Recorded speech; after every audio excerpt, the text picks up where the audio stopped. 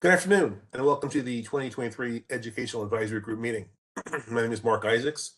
I am the Senior Engineer for the Hardware Certification in Schools Unit. Our moderator, Sarah, will open for questions after each presentation, and we'll only take questions on the presented topic. From BAR, we have Matt Malke, Janelle Calindis, Matthew Gibson, Clay Leak, and Garrett Torgerson. We also have two guest speakers today. Tess, please introduce yourself. Hello, thank you, Mark. My name is Tess Dubois-Carey. I'm the campus president at Universal Technical Institute. Thank you. Excellent, thank you. Amy? Hello, I'm Amy Welch-Gandy, and I'm a test developer at the Office of Professional Examination Services. Fantastic, thank you. We are short a few members. EAG members, please go off mute and introduce yourselves. Yes, hi, good afternoon. My name is Bud Rice. I'm with Quality Tune-Up Shops and happy to be here today. Thank you. Hi there, my name is Phil Fournier. I'm an educator with Standard Motor Products and happy to be here as well. Thank you. Hi, everybody. My name is Ruben Para, and I'm with Skyline College. I'm a professor of automotive technology. Glad to be here. Thanks, Ruben. And if other folks join, I think we're missing a couple folks. Like I said, if they join, our moderator will promote them as a panelist. So with that, Zach, next slide, please. And we have Zach here as well, sorry. Next slide. Excellent. Tess, you're up. Great, thank you. Just give me one moment here and I'll be happy to share my screen. Can the group confirm that they can see my screen? Not yet. No? Okay. Yep. I see still consumer affairs screen. Oh, there we go. How about now? Okay. Excellent. Let me move a few things over here. Great. Well, that was fairly seamless, which is always a plus. I first of all wanted to thank Pat and, of course, the Educational Advisory Group for having me today. I'm going to start the presentation the same way as I'll end it, and that is to extend an open invitation to anybody who might want to tour the facility and hear more. Certainly when you're passionate about something, it's hard to sum it up very quickly, but I'm going to do that today in out of respect for time and so forth. So with that, we'll go ahead and get started. On this first slide, you'll see a map, of course, and UTI has been in business since 1965, and it's in our 58th year history. We've become known as the leading provider of technical training. We started with only one campus in Phoenix, Arizona, and today we've grown to 16 campuses where we've just opened Austin, Texas, and Miramar, Miami this year. So we're continuing to grow. I failed to mention earlier, I've been with the Sacramento campus for 13 years and counting. So we're excited about that, and to have seen all of this growth has been an amazing experience. You can see too on the map, it's color coded based on program offering. So automotive, for example, is blue and diesel is red. You can see at the various campuses who offers what program. And it's not unusual for our students to start in one location and then proceed to relocate to another location and persist in additional training. And that goes along with core programs as well as our advanced training, which I'll speak to here in a few moments. That does become possible because of our housing relationships. We have a third party that we partner with that essentially takes clumps of apartments, and they're treated very much like the traditional dorm-like experience. So a student can rent a spot in an apartment as opposed to signing the lease with the apartment complex. Their lease is with the organization. It's fully furnished. If another roommate makes a decision to not continue, they're not on the hook for the full rent, and it makes it easy for students to maneuver through the system depending on their educational needs. I, of course, want to extend an invitation to everybody as well to connect on LinkedIn. There are probably lots of different partnership opportunities. I'd love to share more. I also would love to talk about CalABC, California Automotive Bureau Coalition, in which I've been a board member for a number of years, and there's tremendous value. So I'd like to call it in some ways a little bit of a hidden gem. So if you're not familiar with what the offerings are there and the benefits to that membership, please, we can connect on that as well. So UTI is cutting edge. Our expertise in the curriculum development really comes from working with our manufacturers and ASE Education Foundation. You can see some familiar names there. We also have, like I was referring earlier, our manufacturer-specific advanced training. So this is essentially where a student were to complete, for an example, a core program, core meaning the automotive program or a diesel program or a combination of auto and diesel. That student could potentially elect to go through a manufacturer-specific advanced training after completing the core program. I'll use Ford as an example there on the upper left of the slide. That program is a 15-week program. It offers 12 of the 15 Ford certifications. It's Ford curriculum and would otherwise take an employee of a dealership potentially up to 5 years to obtain the 12 certifications they would get in that 15-week time frame. Some of the advanced training are student paid, and some of them are manufacturer paid. It just depends. There's a wide variety, many different offerings at the different campuses, but that's in a nutshell how that would work with advanced training. I'll spend a little bit of time on this slide because it's really the core of what we do and how we deliver. I want to talk a little bit about our delivery method, but also the programs we offer, a small touch on the content, the curriculum, a little bit on the students' day-to-day, including some of the support is offered. As you can see here on this slide, our education model is blended. Students complete their online lectures and demonstrations each day to prepare them on ground for their hands-on instruction. So there's benefits in doing this. A student can pause, rewatch, they have access to that material. It provides a lot more structure. The system is designed to provide a day-to-day very structured agenda. The student can easily just click on which videos to watch and they can stay on task. They can get ahead, but they need to have these various checkpoints. The instructor can also, because it's all automated, they can see who's done what coursework, and they can also spend more time in a particular area based on what they can see from their daily report out of who's done what.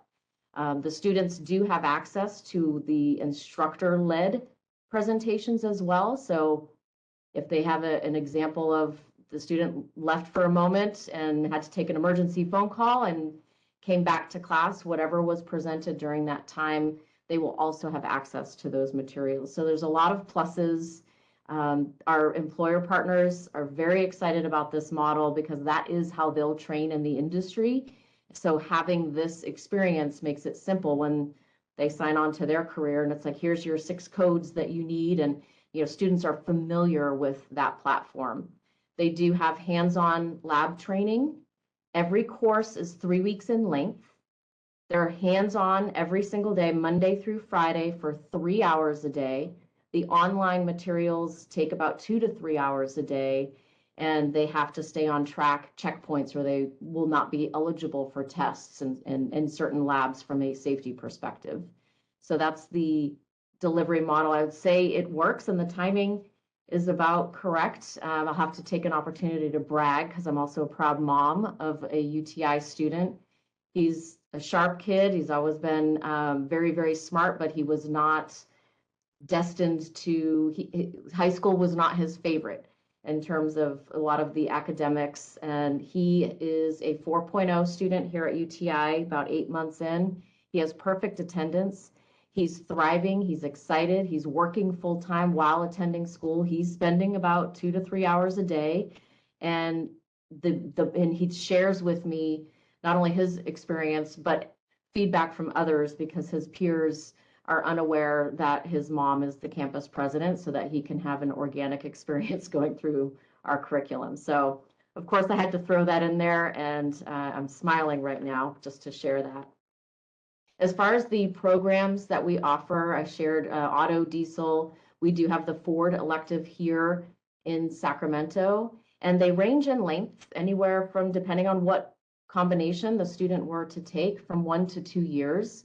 We do have degree granting options, and we have diploma options as well. It just depends on, for example, automotive as a core is a degree granting. So we have gen ed components embedded into our curriculum as well. And they're embedded into automotive courses. So it's, you know, again, I can expand more if anybody does want to tour. We're also going to be rolling out a welding program, and that is coming this July. And that's in partnership with Lincoln Electric. It'll be a 9-month, 36-week program. There will not be an online component due to the nature of this program. We will offer 3 sessions, 5 hours per day. So they're going to begin at 6 a.m. The last session will be 6 p.m. to midnight. So certainly opening up opportunity for folks that do have full-time jobs as well. I'll make another reference here on the online. We do have a learning resource center, which is staffed by one of my master technicians, a prior instructor, and he is there for tutoring, helping students. Every student has, of course, their own laptop, but there are 48 computers in there, and this gentleman that can help direct and explain. We also have things like the coaches, and those are 2 individuals we have here on staff to focus on students in their first 5 courses. That's where we see that toughest transition, especially coming out of pandemic and some of the challenges that the certain cohort faced, and they really needed a little extra guidance to transition into this type of environment. So we have coaches that are dedicated to those students in essentially their first 5 courses. So it gets them through multiple months here of schooling, and then they have it down by then. So moving along, a little bit more on our content. We are excited. Of course, everybody on the phone is very aware of the zero emissions new vehicles by 2035 and all the plans involved and all that everybody's doing. UTI is no different in that we are preparing. We have to change somewhat the component of tomorrow's technician, and we're at the front edge of that. We have already a 3-week built-in hybrid and electric training course, which we have some Volvo S60s hybrid vehicles. We're rolling out right now an additional electrical vehicle course. They're going to be working on high voltage vehicle operation, electric vehicle components, diagnosis and services, and so on. And this is also going to be a 3-week course, and just really gives the students a leg up on top of what's already in our program. The Ford elective has quite an extensive electrical focus, and our core program has electrical, advanced electrical, we have electrical applications. There's a number of electrical courses stitched through our program. We do have focus on ADAS. That is largely, our goal is to produce, I'd say product, but our product is our graduate, our student, and they're very much, they're people, not products, but essentially our goal is to produce students that are entry-level technicians. But we do in our advanced electrical course go into some of the aspects of collision avoidance, adaptive cruise control. They're not going to get to the level of really fixing sensors, but having some base level knowledge, especially with the way technology is moving, is something that we've also added into basic curriculum updates within the courses that we already have. Just a little clip here from our Chief Executive Officer, Jerome Grant. And I'll read this one aloud. Whether it's hiring a plumber or getting a technician to look at your EV, the shortage of skilled technicians is noticeable. Labor shortages could be eased if there were a more direct pipeline to jobs from programs like UTI. So it's okay, moving a little bit more into the demand, which I'm sure is also very familiar with the folks here today. You can see vehicles on the road worldwide, over 1.4 billion. Here in the States, over 285 million. And, you know, combine that, you see there the demand for technicians, auto, diesel, and welders by 2030. So it's looking at that volume just on a slide, you know, everything has to be fixed regardless of the type. And there has to be a skill set involved, especially with today's vehicle and the number of hundreds of computers on today's vehicles. They become a more and more complicated venture. You can walk through our labs and we have what we nickname robots. We have you know, computers on wheels everywhere because it's just a different dynamic than what this industry was years ago. I took this screenshot just from our job board, and this was specific to graduate employment. We do assist on local part-time employment as well while they're in school. And unless they're my son, he works full-time. Got to put another plug in there. But this is a clip. The students have access. They have a UTI Go app that they can access all the various supports. They can make appointments with different departments.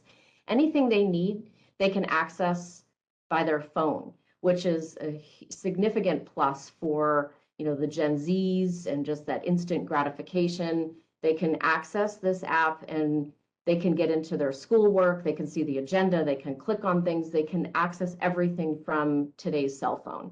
So this is just a clip of the variety of jobs that are just posting right now. There's constant openings for technicians, and I just thought the visual was quite telling, so I wanted to share that. Trip, I like to tell the students it's not the vacation you're not going to take in the next year or so, because you are in school year round with the exception of the week of Christmas break. But it does stand for Tuition Reimbursement Incentive Program, which can be even more impactful than a week in Disneyland, because we have over 4,800 employer partners that have signed agreements with UTI. Again, connecting back to the demand, they've signed agreements to offer things like tuition reimbursement, and that comes in the form of, say, like monthly contribution. So I know there's some legislation out there right now, so be careful as I phrase it, but they're written in a manner that it would be part of their compensation on a monthly basis, and the student could apply those funds to some or all of their loan payments. And there's a variety of different incentives for our employer partners to hire our graduates. And, you know, we like to review a number of these options with our students as they come into the program, because many of the individuals that offer this type of wonderful benefit have criteria. And I always tell the students, what's the difference between a preference and a requirement? Because there is a difference. And many of these employers will have requirements on attendance rate, requirements on GPA. Good to know that on the front end, and what do you need to do to make that happen? So we have those coaching conversations, and it starts with me. With every group of new students, we start and graduate every 3 weeks year round.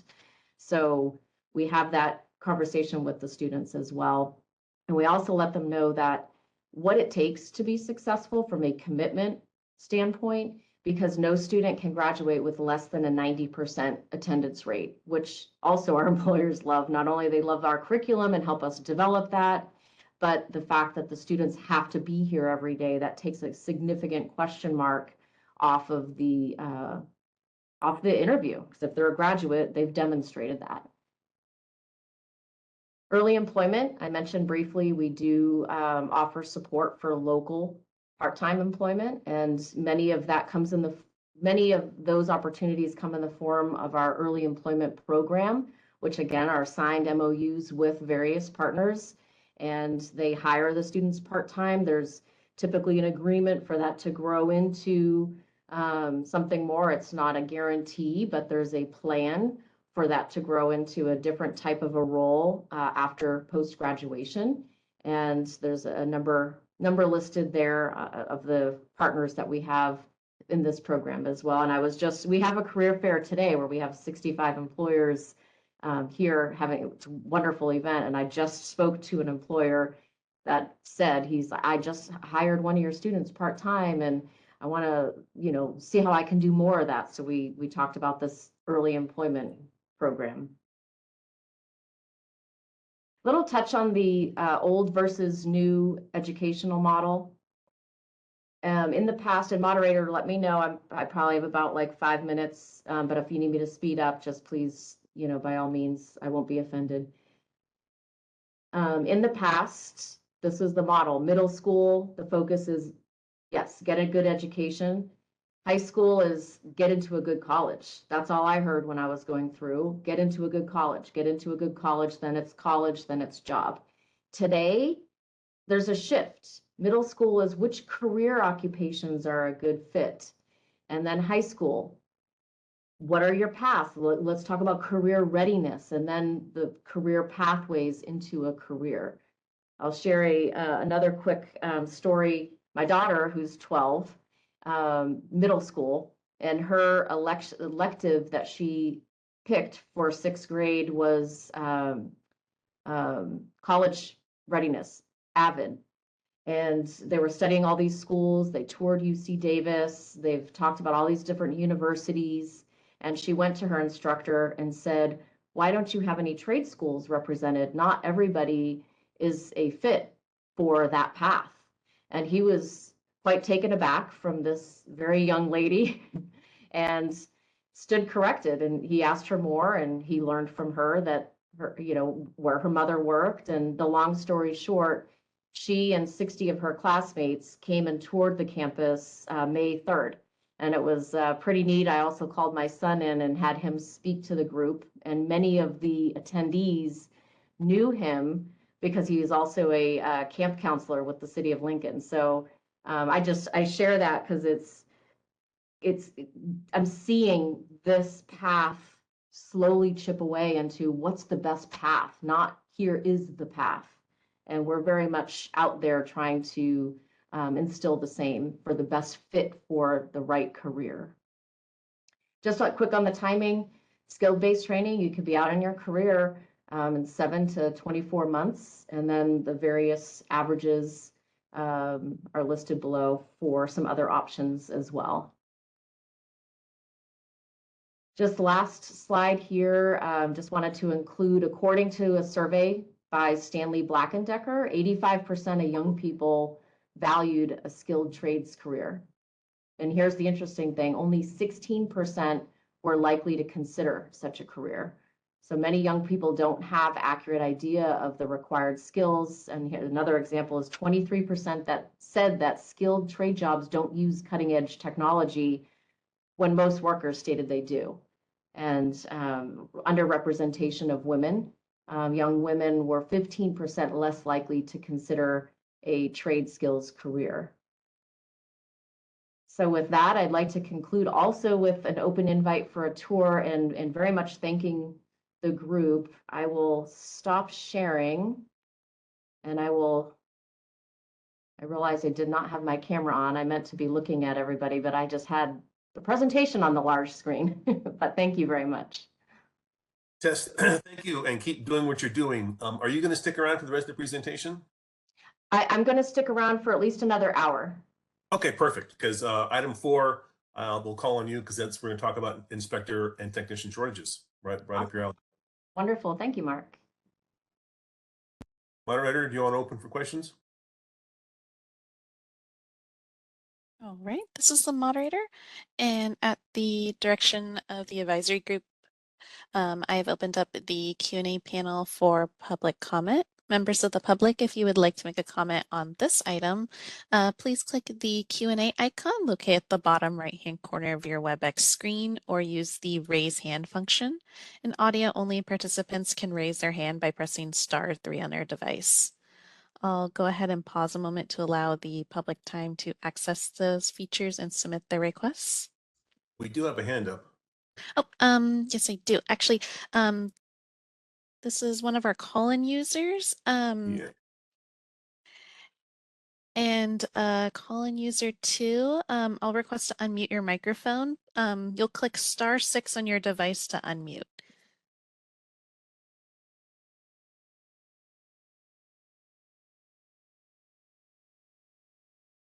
There we go. Go ahead. Hi, my name is Craig Johnson. I was on earlier and didn't know if I was supposed to identify myself. I tried to talk right after Phil Fournier.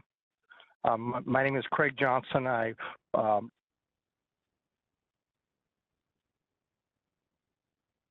right, Craig, I moved you up to a panelist, so now you can freely mute and unmute. Okay.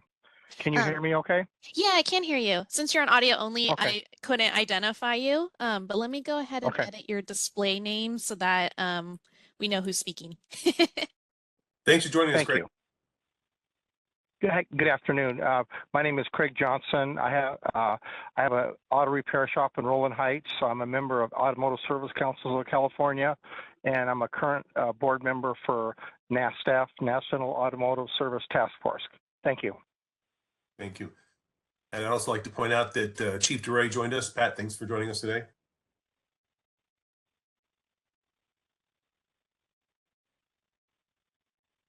All right, this is a moderator. Appears there are no further requests for public comment. Would you like me to close that Q&A panel?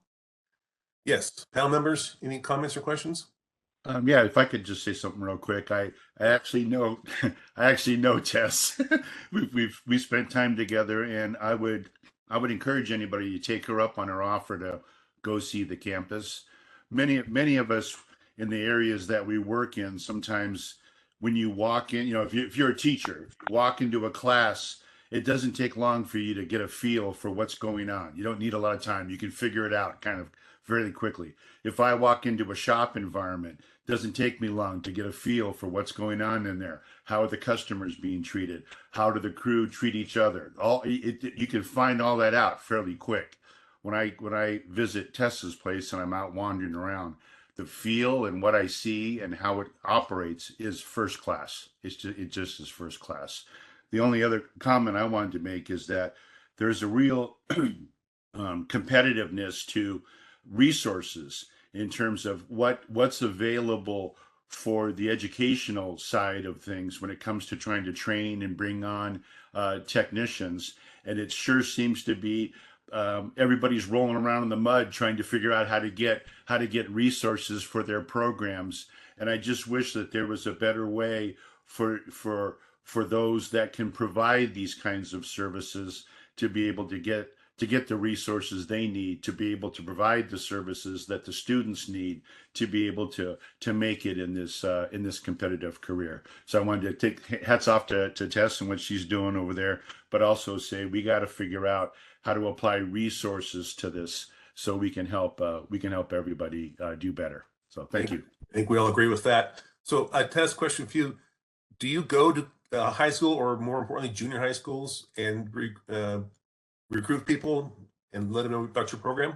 Yes, we do. We have a admissions arm, our field admissions team, and we even have in Hawaii. So it's Pacific Northwest. There's territories across the US that do go and make high school presentations. We also bus students here as appropriate, which is what we did in the story I shared about my daughter and her 6th, 7th, and 8th grade peers. So very much so, we look for those opportunities to present in schools, yes. Excellent. And you said that you have a graduating class every 3 weeks? Yes. About how many average students would be graduating every 3 weeks? So that'll range between 30 and 80, depending on the time of year. We're about to approach our busiest time of the year, what our third and fourth quarter we have operate on a fiscal year. And with the timing of high school graduations, we find that our largest starts are the July, August, September timeframe after, for that particular population. So, depending on time of year, anywhere from 30 to 80. Fantastic. Panel members, anybody else have a question or comment? I'm wondering if this is Phil Fournier. Hey, Phil. I'm wondering if the program is still a 18-month program. The reason I asked the question is the volume of stuff that's required of an entry-level technician, depending on what you consider to be an entry level. You mentioned ADAS, you mentioned, computer control and hundreds of computers on the car and so forth. Seems to me 18 months is a brief time for an entry-level technician. Not that I'm asking you to make it longer. I just wonder if that has been edited as you can't keep stuffing more stuff into less time. We do have to make edits. So, and I can give an example, and we do, each course is 3 weeks in length. And we have to at times make edits. So to include the advanced EV course that I was describing earlier, we took one of our entry level courses that had some transmissions work, and we incorporated the more critical components of that transmissions work into 2 other advanced transmissions courses, so that we can still maintain, because if the program gets too long, then the ability to recruit and attract to the students can also be impacted. So we want to make sure it's a healthy balance, and they vary. So, it can be 90 weeks if somebody takes auto, diesel, Ford, or it can be a year if it's just auto as a core. So it just depends on what their offering is. But the goal is to try to give them exposure, and the way the curriculum is written, it builds upon. So we have certain classes that are prerequisite to others. And so they may learn in their first electrical class, Ohm's law. Well, guess what? When they get to the next electrical class, there's a recap, sort of like a recap of what they've already learned, and then a building. The ADAS would come into after they've already had 2 electrical courses. They're now in their advanced electrical course, and there's discussion around, and that's where they're also learning about automatic wipers, and we have those all on board so they can see them. And it's the online material. It's very helpful because it can float pieces of the car up, which is very much more challenging to do on a very heavy vehicle. So again, too, I think your first name was Phil, if you wanted to come and tour, I am more than happy to expand upon and even have one of my education managers who are industry experts join. I can speak to things pretty high level. They keep me pretty well informed and teach me along the way, but I'll be happy to tell you more about the program.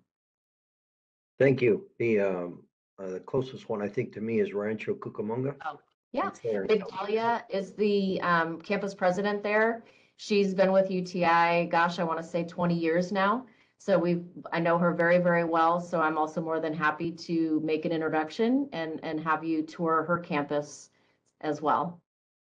Okay, one of our former ASCCA chapter presidents from the now defunct chapter out in Hemet, Tom Quinn, is an instructor there. Ah, okay. So that would be of interest to me. I don't have any free time for a couple of months, but I would like to do that. So thank you very much. Absolutely. Thank you, Phil. Great discussion, Phil. Thank you. Moderator, I do believe Kevin Rogers has joined us. Be promoted. All right. Kevin should be up as a panelist now. And Kevin, can I get a quick mic check from you? Testing 1, 2. Wonderful. I can hear you. Thank you. Thank you. You want to introduce yourself real quick, please? Yes, I'm Kevin Rogers, formerly from Cosumnes River College Automotive. I retired last May after 38 years on that. Sorry I was late. I had a fire call. I'm also a volunteer fireman. So Okay. Thanks, Kevin. Okay. Panel members, any more questions? Okay. Good one, real quick. Thanks so much for the presentation, Tess. That's fantastic work you guys are doing over there. And I apologize if I did miss this part of your presentation. I was forced to step away for 1 second, but I'm wondering if you guys have any that are interested in attending UTI. Clay, forgive, but your phone cut out, so I didn't quite hear. Oh, I'm sorry. Let me turn off my video and see if that helps. Can you hear me now? Yes. I was wondering if you could talk about any programs you may have to help, disadvantaged families, low-income families that are seeking to attend UTI and look to get into a skilled trade profession. Yeah, absolutely. Well, our front end of the business, certainly we have representatives in all markets, so that would definitely be represented in various types of high schools and areas. As far as they're coming through the financial aid process, everybody fills out the FAFSA to understand what they may qualify for. And in addition to what may be available, whether it be Pell, Cal Grant, unsubsidized, subsidized loans, UTI has $15 million in scholarships and grants. And I bring that forward because we have certain grants that do just that, Clay, is look at those who have the lower EFC score and what types of offerings we can do to further assist the group that would potentially not be, would be struggling more in that area financially. Thank you so much. I may follow up with you a little bit more on that offline. Absolutely. Thank you so much. Yep. And I have my financial aid director. She's an expert as well. So we can, depending on the level of questions, I'm more than happy to bring her in. She's 20 plus years in industry. So happy to do that. Awesome. Good question, Clay. I'm thinking we should take a field trip out there and if you can just have that discussion in person, we can tour the campus. Let's do it. We can even have your next meeting here for free. So I have great meeting space. So we can talk more. Just let me know. Perfect, Tess. Thank you. Thank you. All right, Zach. Next slide, please. Okay, Amy, you're up. All right, I will share my screen.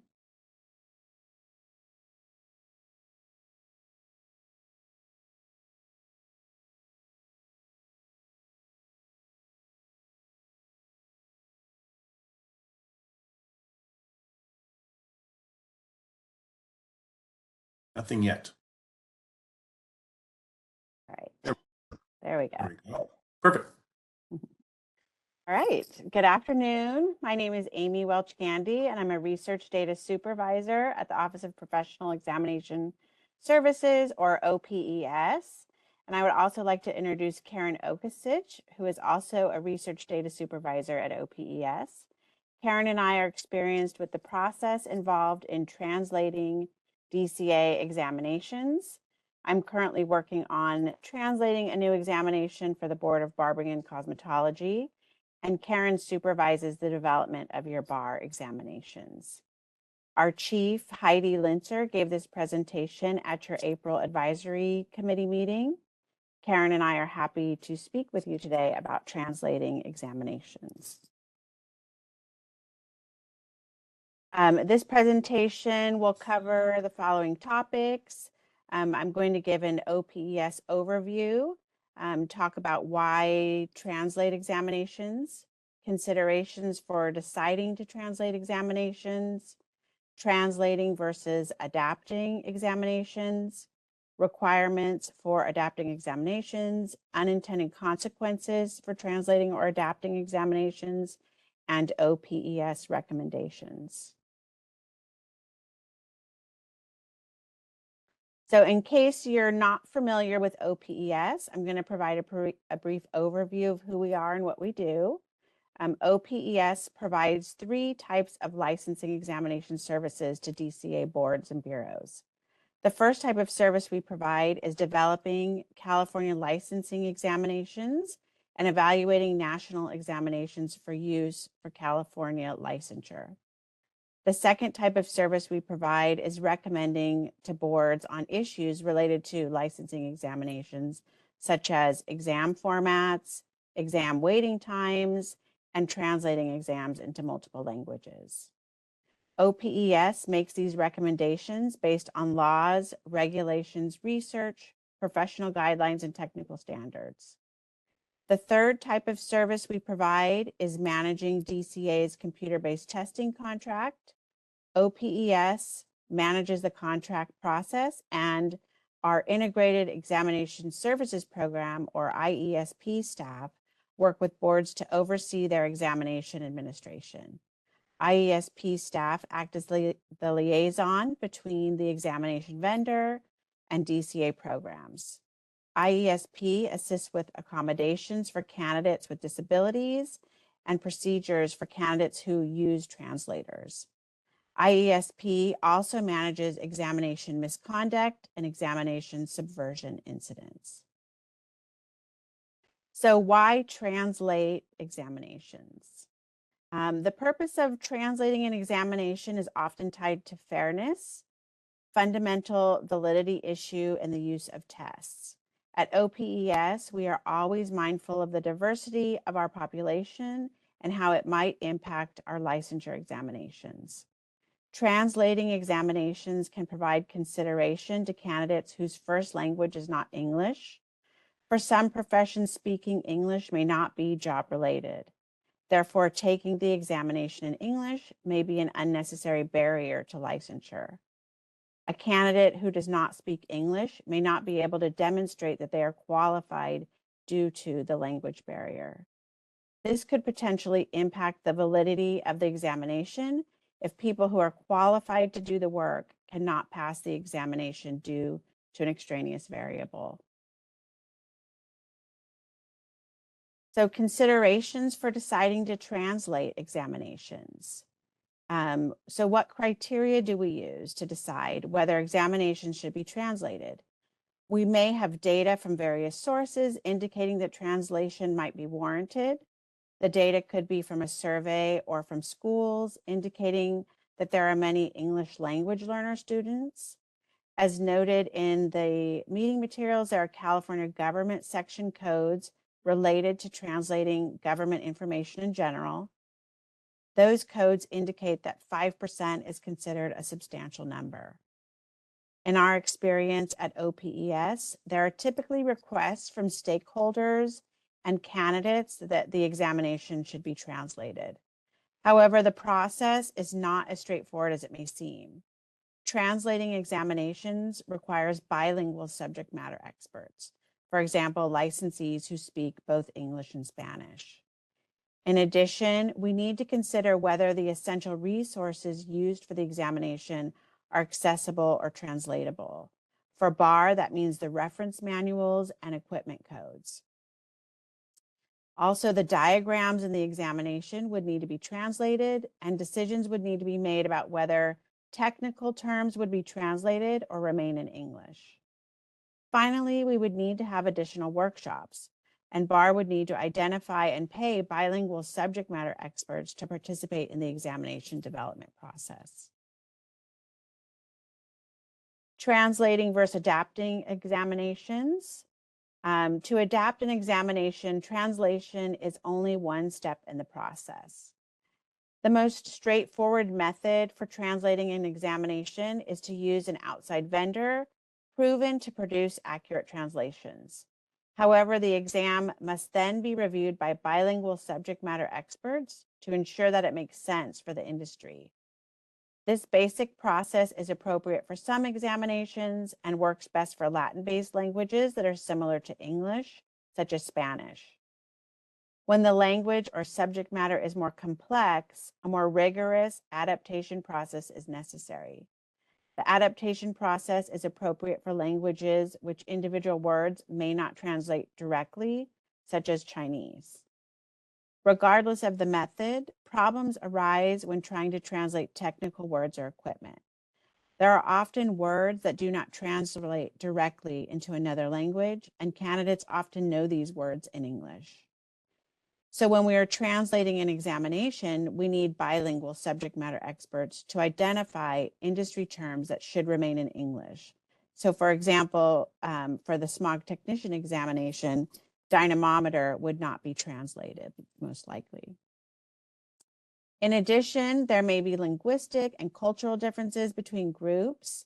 The testing standards and guidelines that we follow, for example, the standards for educational and psychological testing, emphasize that these differences must be considered to ensure that translated words do not have significantly different meanings in another culture.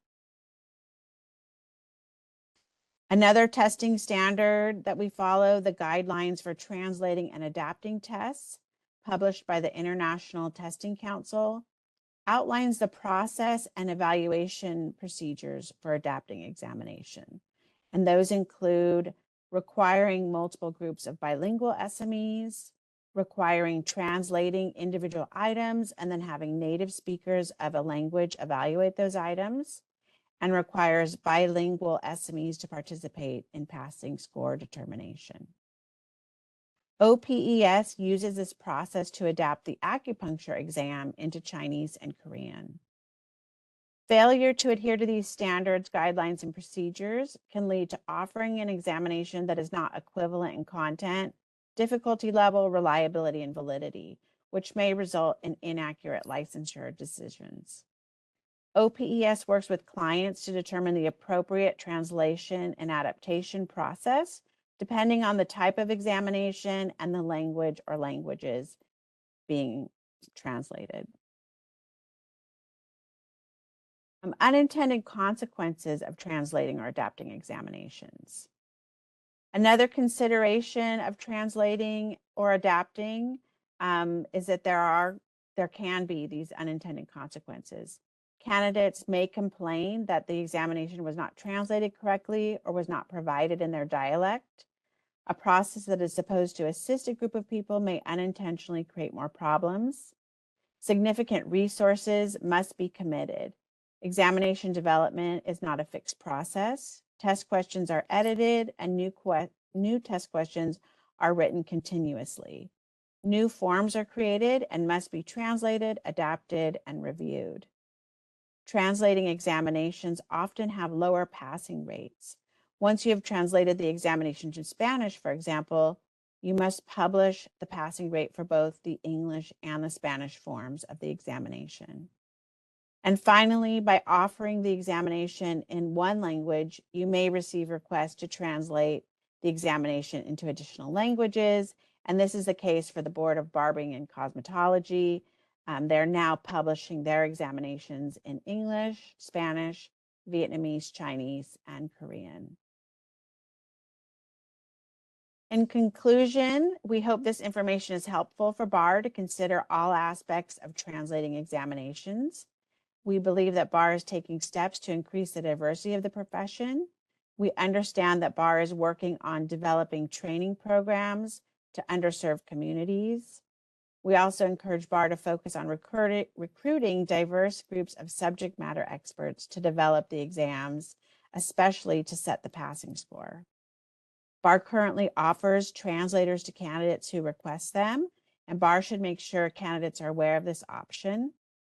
OPES also recommends that BAR monitor the translator requests and the languages requested. That way, BAR can periodically reevaluate the need for translating examinations. And that concludes the presentation, and would be happy to answer questions.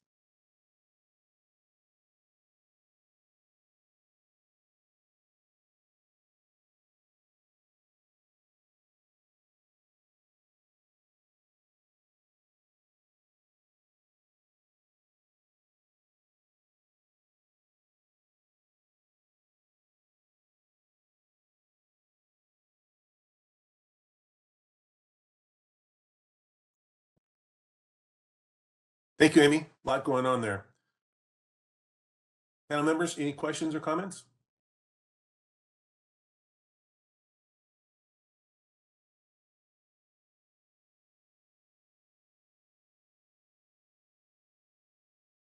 Okay. Moderator, please open it up for general questions or comments. This is the moderator, and at the direction of the advisory committee, I've opened up the Q&A feature for public comment.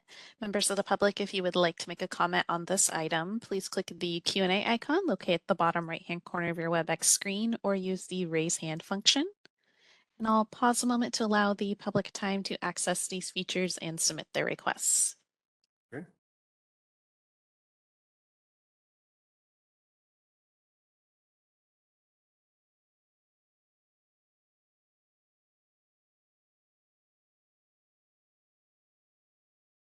All right, and seeing none, would you like me to close that Q&A panel?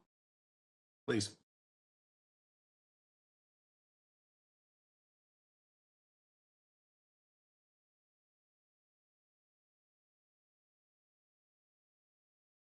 Next slide, please. Okay, this has been sort of a topic throughout all the presentations thus far, and that is the shortage of inspectors and technicians. So, Tess, back to you. What's your sense of people's willingness or eagerness to become a smog check technician when they leave your school? And did you say specific smog technician? Yes. So we don't have the smog program here at this campus. Okay. So I wouldn't be able to answer that properly. Well, I think that they would have the skill sets and they would take some additional training and then the skill set they get from you to be able to take our exam. Yes, very much so. But I'm not sure that I necessarily have a sense of how many of our graduates would go the route of becoming a smog technician. But I could look into that for sure. Yes, because we're experiencing, like a lot of industries, an extreme shortage. So this is a group discussion. So panel members, any comments or questions on this topic? I was curious why UTI doesn't have a smog check program. They used to. I was curious. Was it a financial or interest from the students that made it go away?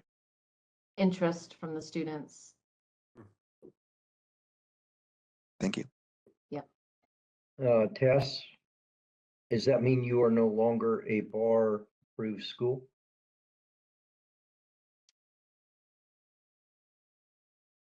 No. I mean, you're still a bar approved school, but you no longer offer smog check training courses at any campus, or just not the one where you're at? I believe Rancho Cucamonga still has the smog program. I would have to verify that because I've just not been in the loop in terms of their program offerings. But I do believe they may still have that. I hesitated with bar approved school because I've not 100% certain as far as what the criteria is for a bar approved school. So I would have to double check on that too. We're accredited from ACCSC, also of course BPPE. So I would probably ask back what the criteria is for a bar approved school, and maybe we do meet that criteria. I'm just unaware at this time. For clarification, there are no UTIs that are currently a bar approved school. Thank you. That's To be a bar, it's unfamiliar to me. yes. To be a bar approved school, you'd put in an application, say we have the equipment to teach how to do smog checks, and we have a certified instructor that bar is blessed, and off you'd go.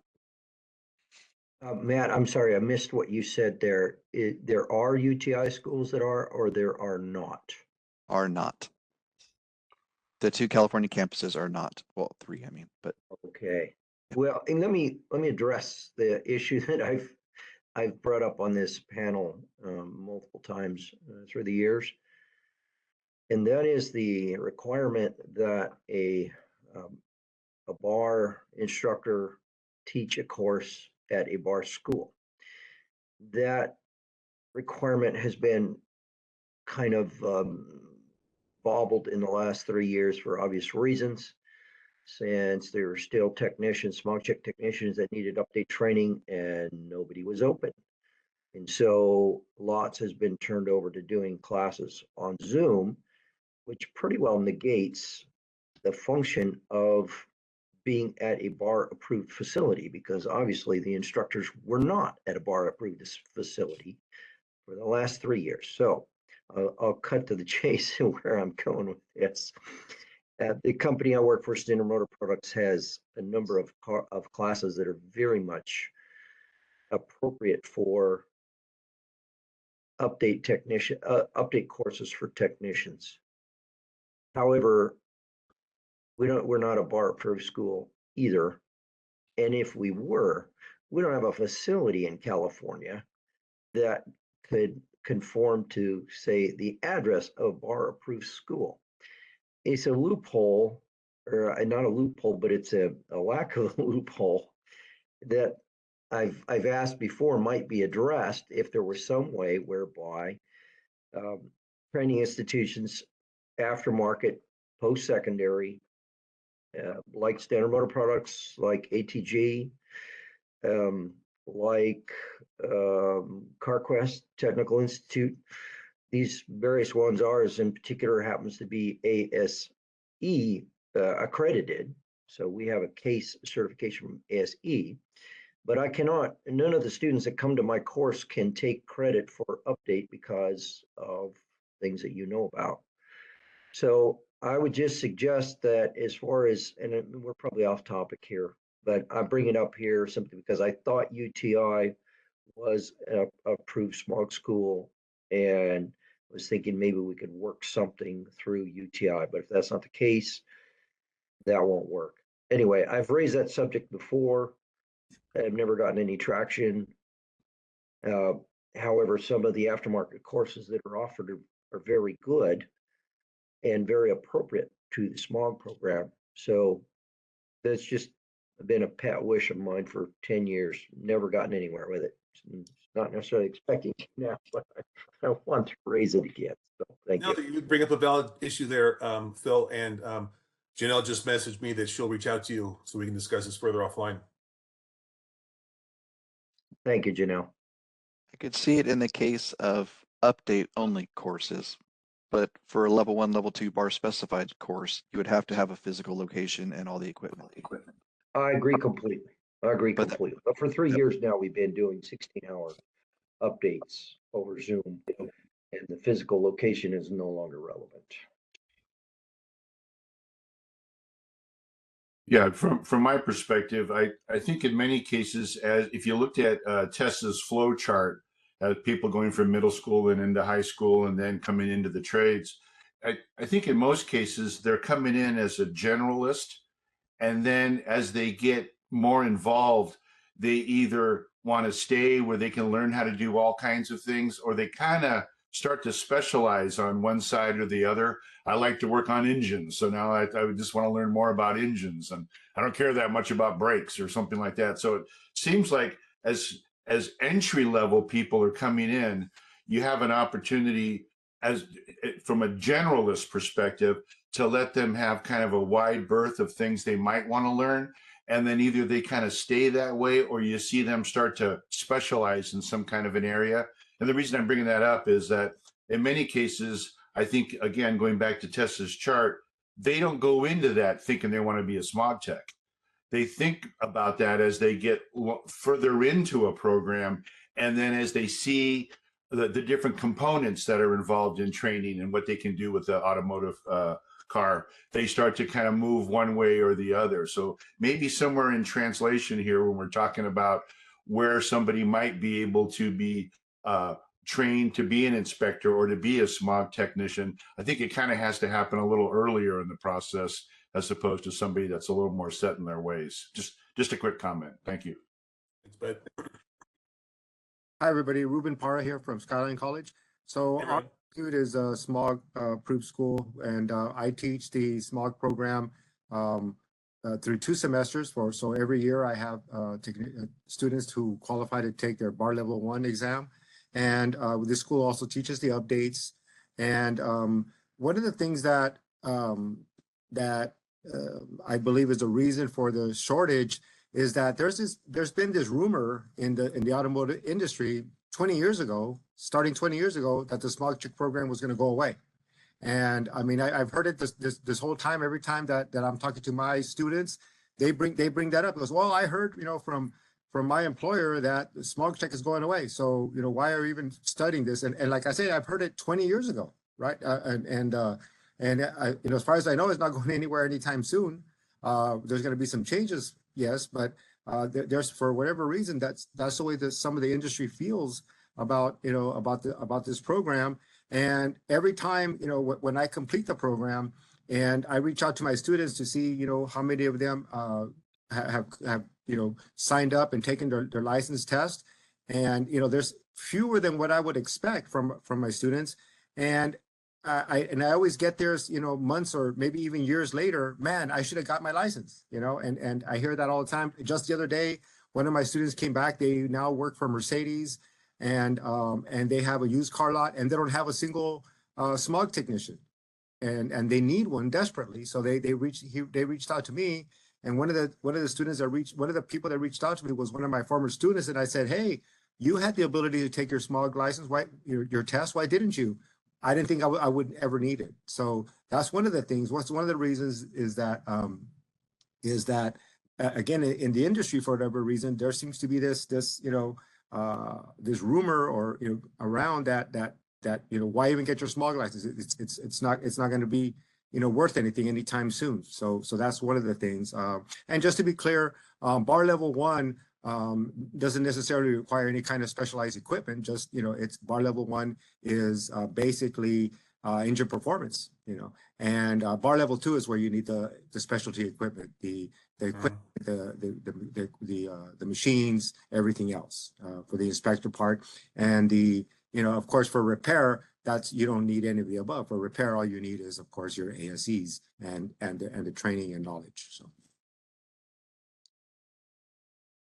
Thank you, Ruben. And it's a shame that perception is out there that the bar program is going away, and thus diverting people away from getting their smog check license. Any other panel question or comment? Mark, this is Garrett. So Ruben, what do you recommend to change that perception? So what I would recommend is that that we talk about it more. Yeah, we talk about it more and talk about how the program is still here, alive, and active.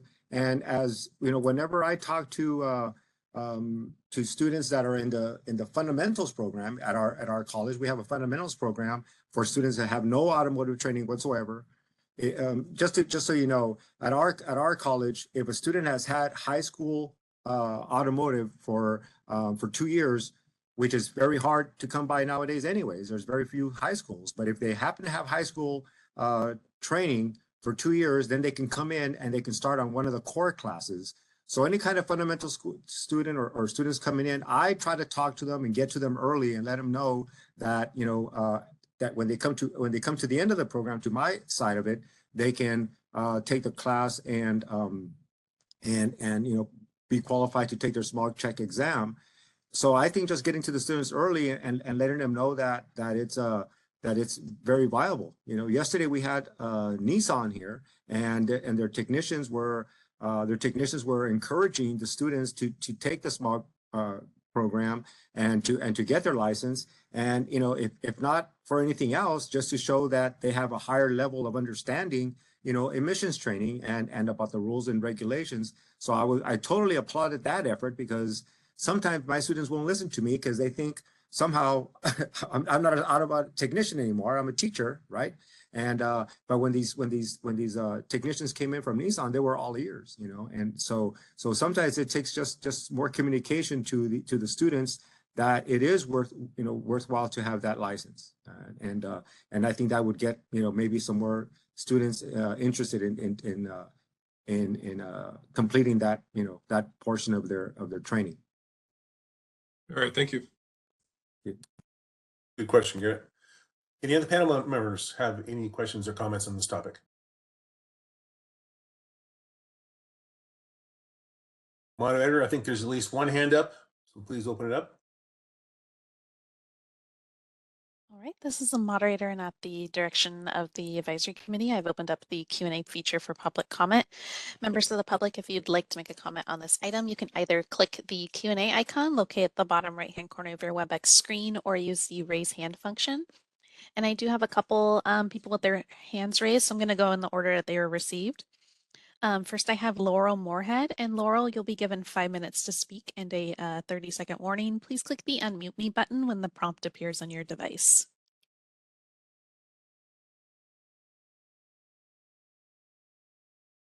Hi, can you hear me? Yes, we Yes. can hear you. Do I have the option to turn my video on? Unfortunately, no, you do not. That's okay. So my name is Laurel Moorhead, and I am a state licensed engineer with transfer flow as a fuel systems engineer. Prior to returning to college to obtain my bachelor's degree in mechatronic engineering from California State University, Chico, back in 2009, I obtained my smog license, and to this day, I continue to keep it current. I scored 100% on both my previous update classes with Bruce Cosby and previously Don Bucky. As a smog tech, I had a loyal following of customers who, due to my technical expertise, would prefer to bring their vehicles to me over any other smog station in town. I used to perform the smogs for all the dealerships on the south side of Chico, and the auction house and a lot of other shops that didn't have a smog machine or a smog tech. They would bring their vehicles to me. Transfer flow closes at 3 in the afternoon, and I was going to work part-time as a smog tech a couple hours in the afternoons, but a bar representative showed up at the shop when I wasn't there, and there was a cover over the smog machine. There was 2 techs in the shop, and they were doing breaks on the other side of the shop, and the bar representative said that smog techs were not allowed to work part-time, and they yanked the smog license from the entire shop. And it seems to me that if there's a shortage in industry, then allowing a willing tech like myself to work part-time would be a solution to that, because I would work part-time if they let me. And it also seemed contrary to a lot of my experience over the years, where what if you have a shop with one smog tech and that smog tech's on their lunch break? Does the whole shop have to close? Or what if that smog tech is sick one day? No other technician can work and the whole shop has to be closed if they don't have a tech in the shop at that moment? It seems like as long as nobody's performing smogs who's not licensed to perform smog, then that should be allowed. And so that's my issue. And that's why I chimed in today. Thank you for taking the time to hear my concerns.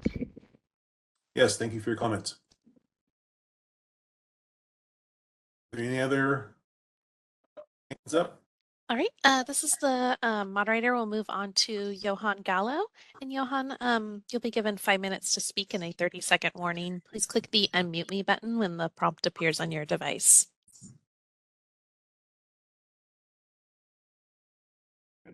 I hope everybody can hear me okay. Yes, go ahead. Yes, we can hear you. Okay, great. Johan Gallo, California Automotive Business Coalition, also a retired human resource and governmental affairs manager for Firestone and Bridgestone Retail Operations. We're dealing with a tip of the iceberg when we're talking about licensing and the shortage that we're currently talking about as far as inspectors, the smog check program, all the above. If we look at the industry, and I did human resources for the 10 Western states for over 25 years, involved with Cal ABC for 31 years, helped found the organization. Bud Rice, Tess, Ruben, we've all been partners. Even now, Phil Fournet and I are working on a special project trying to figure out what schools are going to need for electric vehicles coming into the fleet. And the schools are in dire shape as they have been for decades. We've been fighting this battle for decades. But let's just cut to the chase because we're limited on time. Right now, for decades, we heard we're about 60,000 technicians short of what we need in the marketplace. Today, if we look at 2002, Bureau of Labor Statistics last study was we are between automotive, auto body, and diesel, we're 108,954,000 technicians short of what we need to fix the vehicles that are in the fleet today. So getting back to a comment that Tess made about her daughter and the school, talking about all the opportunities for all the things that they can do, and never once bringing up career tech ed. It's a passion of mine because it's a battle we've been fighting with the California automotive teachers and everybody else that's in the education sector for decades now. We have 3 bills moving through the legislature that promise anywhere from $350 to $450 million to revitalize career tech education. But given the $31 billion shortfall in our budget this year, I think those bills will most likely die, which they continue to do. So what we need to do is change the mindset. We need to change the mindset. And I think when Automotive Youth Education System did the study and realized if you don't get the kids in the middle school and expose them to things like the Briggs and Stratton small engine program and other career options that are available for them, by the time they get to high school, they won't have the interest or the passion to want to even get involved in those things. In Tessa's presentation, she said of the 85% of the students that talked about all the different things with all the different skills and trades, only 15% said that they would have any interest in that. Goes back to the Chrysler engineer that talked to a group. He was a master technician. And he says, tell me in this room of all these executives and everybody here, who leans over their child's crib and says, I want you to be an automotive technician? Nobody. They all want them to be doctors and professionals, and that's the problem with the mindset. I spent a lot of time with our coalition and with the education group working on the various issues on why we're faced with these shortages, but we have to change the mindset of the counselors, the parents, and everybody involved to make them understand the importance of career tech education, because not all kids are going to go to college and get the degree and become the professional they want them to be. They actually want a career in technical education. I'll finish with this. Imagine this. 67% of the kids that graduate with a bachelor's degree end up, and Ruben knows this because we were on various committees together, 67% of the kids that graduate with a bachelor's degree, out of those, 1 in 5 go back to a community college to learn employable skills because with their bachelor's degree, they have no employable skills. So I think the real challenge we have is we need to change the mindset of the regulators, our Department of Education, and the way that we approach career tech education in the United States and especially in California. So with that, thank you for your time. I didn't want to take too much time, but as you can tell, I'm a little bit passionate about this. Thank you. Thank you. And I think everybody would agree with you. And I totally agree with you on the point that they need to be influenced at the junior high school level. Anybody? These are all there. Go ahead. Mark, Yes. one thing we've seen problems with out there in our automotive education programs is headhunters. We'll get a kid who is finishing up. He's entry level. He will go to work possibly at a dealer, an independent. One of the kids I ran into about a year ago, he'd been out of our program for a year. He started with a Dodge dealer. They started him at entry level, $15, $16 an hour. A heating and air manufacturer found him, gave him a $6 an hour raise, full benefits, because he knew air conditioning from automotive air. He knew electrical from automotive electrical. And so they're actually robbing from us, other industries. And to do it, they're paying more money. And we're going to have to raise entry-level salaries on these kids coming out, because at In-N-Out Burger, you can make, I think they're starting at $22 an hour, for unskilled labor. And you don't bust your knuckles there either. Right. Kevin, we've heard this before, and I personally don't know how to get around this. It just, the rate of pay needs to be increased. And I don't know what BART can do about that, but that is definitely one of the problems. All right, let's go back to the public comments. You may have a hand up. This is a moderator. I don't see any hands or further requests for public comment. Did you want me to close that Q&A panel? Yes, please.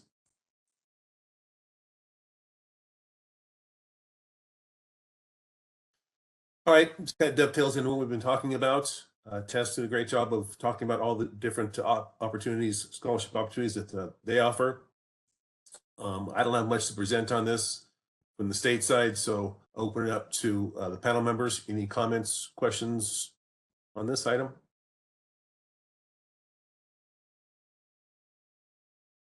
Well, on with the FAFSA, if the kids are coming out of a high school and they are working with their counselors at any community college, the first 2 years are free, except for books on that. And, you know, whether it's a certificate program, whether it's an AA program, doesn't matter on that. So it's a great deal for students who want to come in on. Totally agree. Yeah, I don't know what we can do. It just gets back to that perception problem. I was just going to comment, if I could go back to the prior comment about the pay rates. I know I had shared during my presentation trip the tuition reimbursement plan. What we found over time is the demand in and of itself has created a competition, if you will, amongst our employers, and especially for, you know, the students that are graduating in the highest of academics. They're fighting over them. So that is inadvertently pushing up the rates, adding to those components of the benefits that I was, you know, I showed 2 clips, but there's 4,800 of them if we were to dig deeper. So that has been a plus for overall driving up some of those rates. The early employment program as well, we have to have a high level of scrutiny, and it resonates when somebody, I think, said In-N-Out Burger, because I use that exact example with an employer partner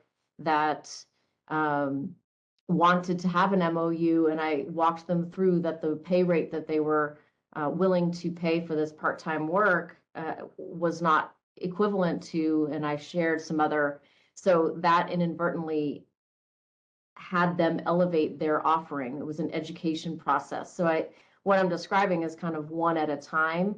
And we have had a couple of employers, I'm not going to say employer partners, that have made the decision to come in and do what was shared earlier, and that's an early recruit. Unfortunately, that's a very short-term success strategy, because, you know, like I was mentioning about our career fair, where we have all the, and folks who take that type of approach are just not invited to have access to the students, and our robust outreach to the students. We do end up finding out, you know, we're very close to their progress. We're very close to verifying their employment so we can accurately track and count them in the appropriate categories. So those are just a couple of examples on the past topic. And just real quick on the scholarship opportunities, and I know I had made mention to the $15 million that UTI offers. Some of those are what I was talking about with the underserved communities, and some are relocation based or housing types of grants, just to help aid individuals with various needs and so forth. And students would just go through that process and look to see what they can qualify for. I also, with every new incoming group, and I just did it this week, talk about, oh, excuse me, I should have put my camera back on. Talk about the benefit of applying for scholarships, because you can't get them. I always share the example of, you guys, you don't just like wake up in the morning, open your mailbox and say like, oh, that was cool. So-and-so sent me $1,000, and, you know, 1,000 here, 1,000 there. keep applying for as many as you possibly can because it adds up. And then I walk the students through. So if you spent an hour and you can cut and paste in some of your essays, how much did you just earn? If you got $1,000, and they're like, whoa, and I'm like, right, it's nothing to shake a stick out. Who wouldn't want to make $1,000 an hour? So you have to seek them out. They're not going to come to you. So we have an active plan to help students know what to do and how to apply, because sometimes it's just the fear of it, right? So our financial aid advisors will sit with them and show them all of the different opportunities that they have accessible to them. They did that with my son when he was going through the program. I just opted for him to not apply for any of those so that the monies could be reserved for individuals that had a greater need, because that, you know, that he didn't have the same type of need as maybe somebody else in comparison. So not to be too long-winded, but these are definitely areas near and dear to my heart. So Yeah, I'm sure. I'm glad to see you guys are so proactive on that. Panel members? Questions, comments? When I was at this is Matt Mulkey from BAR. I'm not endorsing, I'm just giving out information. When I was at the CAT conference, there was a booth set up there and they didn't seem to be trying to sell anything. They just were giving out information about Tech Force Foundation. Apparently their whole job is to give out scholarships to people in any sort of transportation industry, buses, trains, planes, automobiles, anything like that, to try and get people into the industry. So it's techforce.org if anybody's interested in scholarships for their students. Thank you, Matt. Need more of that. Panel members? Moderator, open it up to general public, please.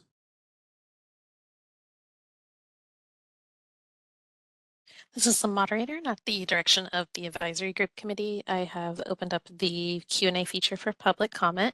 Members of the public, if you would like to make a comment on this item, please click the Q&A icon located at the bottom right-hand corner of your WebEx screen or use the raise hand function. I'll pause a moment to allow the public time to access those features and submit their requests.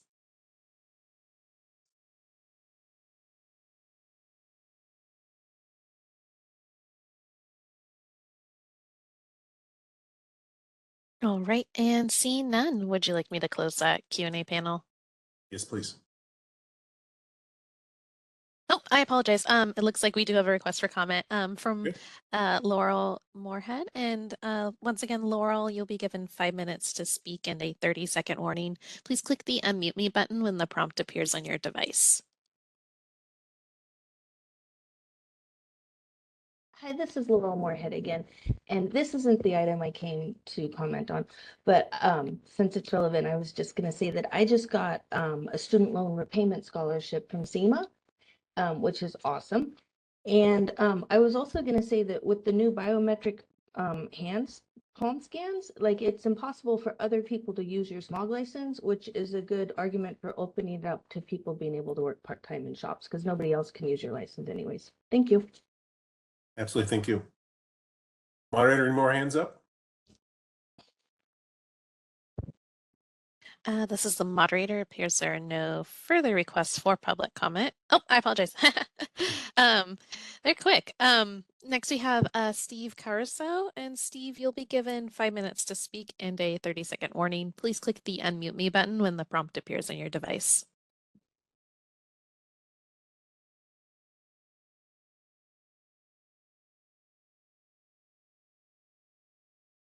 All right, and you are unmuted. Okay, my name is Steve Caruso. I'm wondering who is offering career paths? I know we're looking at shortages for techs, but are we giving them career paths? Is UEI help showing these guys how they can become master techs? And I'm not picking on or UTI or UEI or any of these schools, but are we showing career paths, or are we giving career paths to students out there or entry-level techs so we can show them that in a year or 2 or 3 years, this is where we're going to want you to be, and this is the potential money you could be making.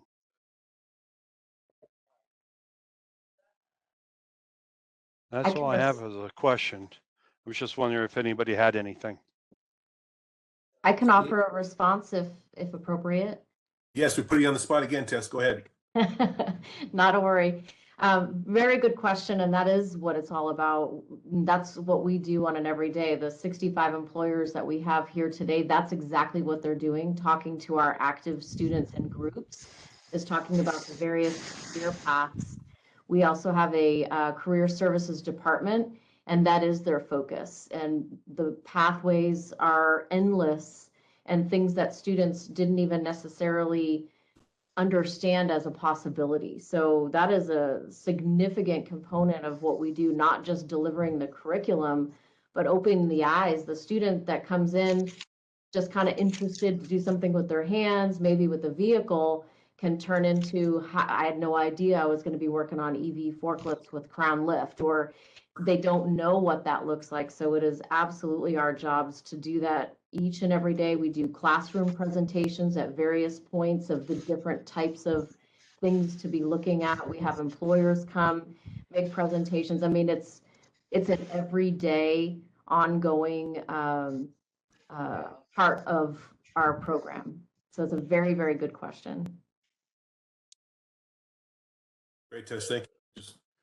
I guess it's more popular around the state, what you guys are doing. I'm sorry? I wish it was more popular with what you guys are doing around the state, other agencies and institutions. You guys are doing a great job. Thank you, Mark. I agree with and concur that I wish it were more widespread. So That's what I meant to say. at Yes. least my daughter is trying to help it out too. So I have a response to that for Steve. So it just, I just presented to our advisory committee a study done by ASC that I borrowed from them, stole from them, whatever. And on that, in that presentation, what the focus is that, you know, they took a certain number of students that they followed through various training, various private schools, public schools, and what was found is that after the first year, after the second year, about 40% of those students were still in the automotive trade. 40%. Okay, so we're losing about 60 within the first couple of years. And where are they going? Things like that. So the study goes on, and it shows where some of the students might have gone, where they could go. And at the end of the study, students were you know, at this time the automotive technicians, prior automotive technicians, were asked to write in a response of why they had left the industry, or why they found the industry wasn't as interesting as they had first thought it was. They had two answers, and their number one answer was that they didn't see any room for growth. They had no idea how to advance. So their employers had not told them, hey, in a year you could be making this much money, you could move up to this technician 2, in 2 years you can advance to this level. So they had not been told that. The other part of this of the reason they had left was because they had never been acknowledged for what they do, right? The technicians that are going into the field now are of the participant trophy generation, right? You know, that you participate in something, here you go, here you get a trophy. Today's technicians, unfortunately, unlike myself, need to be told, hey, good job for showing up to work, right? Good job for being on time, where that was not the case when I was a technician. But they need that acknowledgement. They need that kind of assurance that they're doing a good job, you know, nearly on a daily basis. And that's why they're leaving the industry, right? That's why a lot of them are not staying. So some automotive manufacturers have gotten the message. Yesterday we had a presentation from Nissan here, and they actually have a wall chart, right, that they gave to us to show to our students, and it shows from ground level, from car porters, greeters, and and everything else, how they can move up to be a service lube technician, how they can move to be a technician 1, technician 2, etc., up the scale. So that's going to help. So I think that's more of what Steve was asking about, how the technicians or new technicians, how they can get to a spot and not see a dead end, where they can see that all they got to do is get 2 AS, some of these manufacturers have it this structured, right?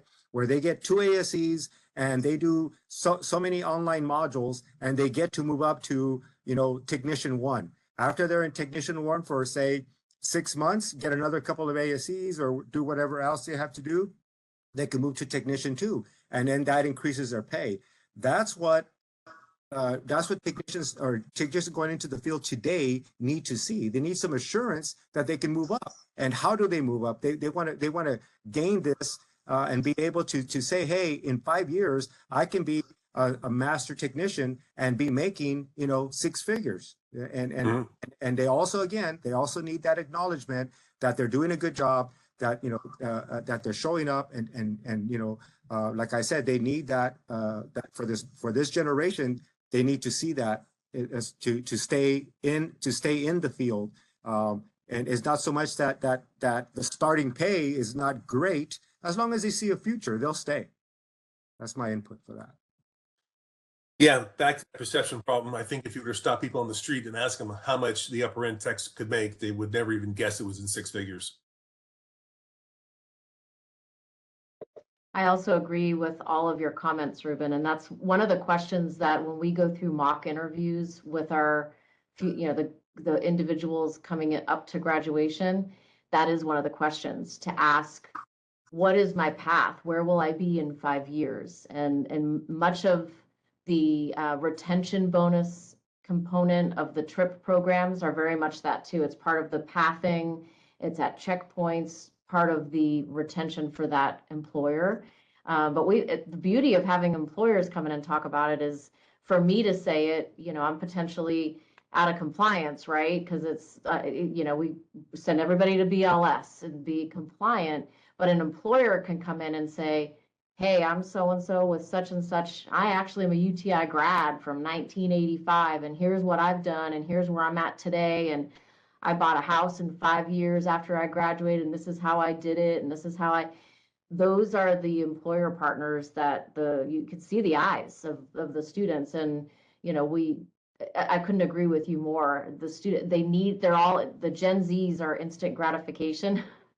So the more we can rally together, right, and help educate them of the why to work hard and what they're working for and what that pathway is, earlier than when they're an active student, but to the point that was being made earlier at junior high level.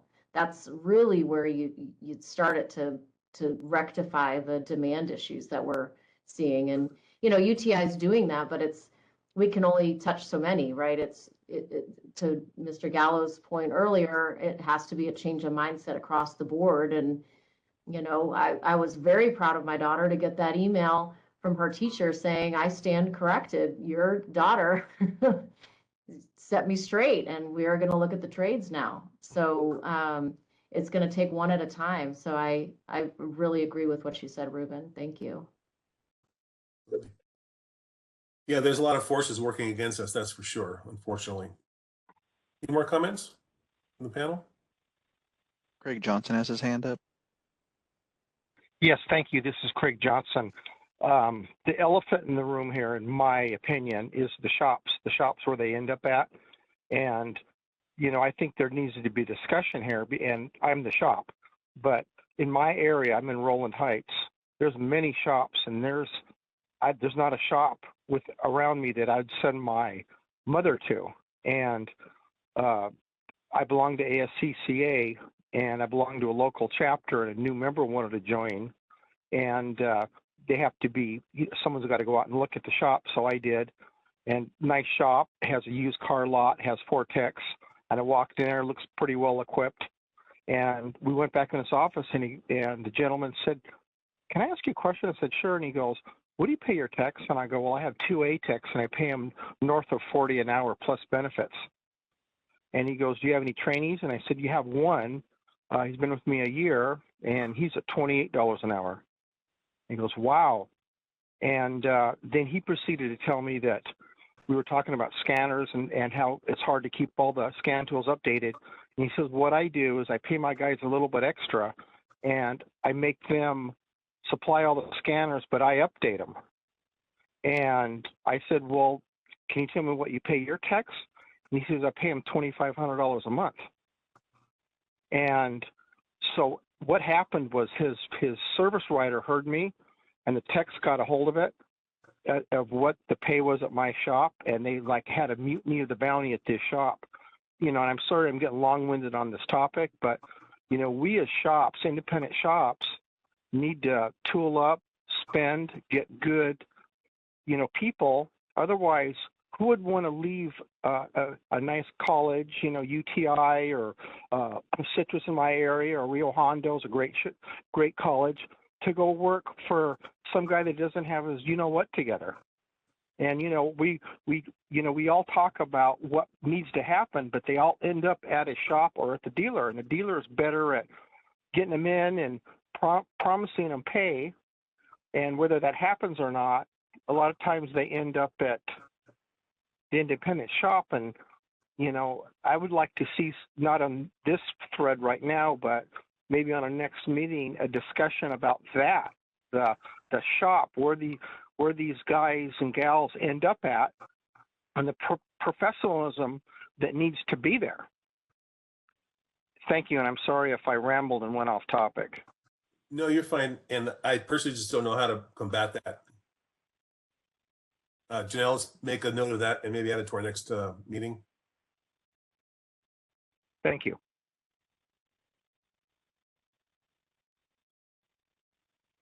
Any more comments from the panel members?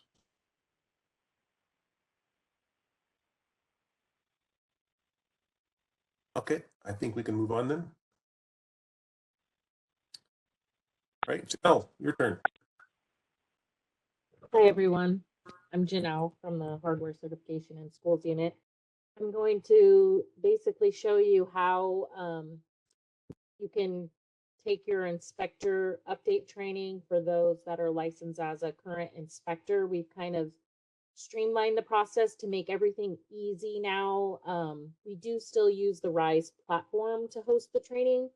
However, everything is kind of pushed into CalArc now. So CalArc is our California Automotive Resource Center, and that's kind of like your one-stop website for both inspector and repairs for all of your update training, as well as like your grade reporting. So I'll share the screen here. Give me a second.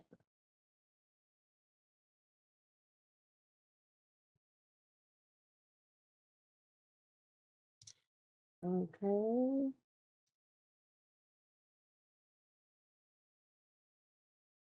Close that out. So you should be able to see my screen here, which shows CalArc. Yes. So I'm basically going to log in as a student. I made a student account. So basically you'll see everything that is on my screen is shown to a student rather than my admin controls. So bar student, we do have a CAPTCHA or basically in here now just to make sure that you're not a bot. The site there. So once you get in, it shows I'm logged in. You'll know that you're logged in because this word right here from logged in goes to logged out.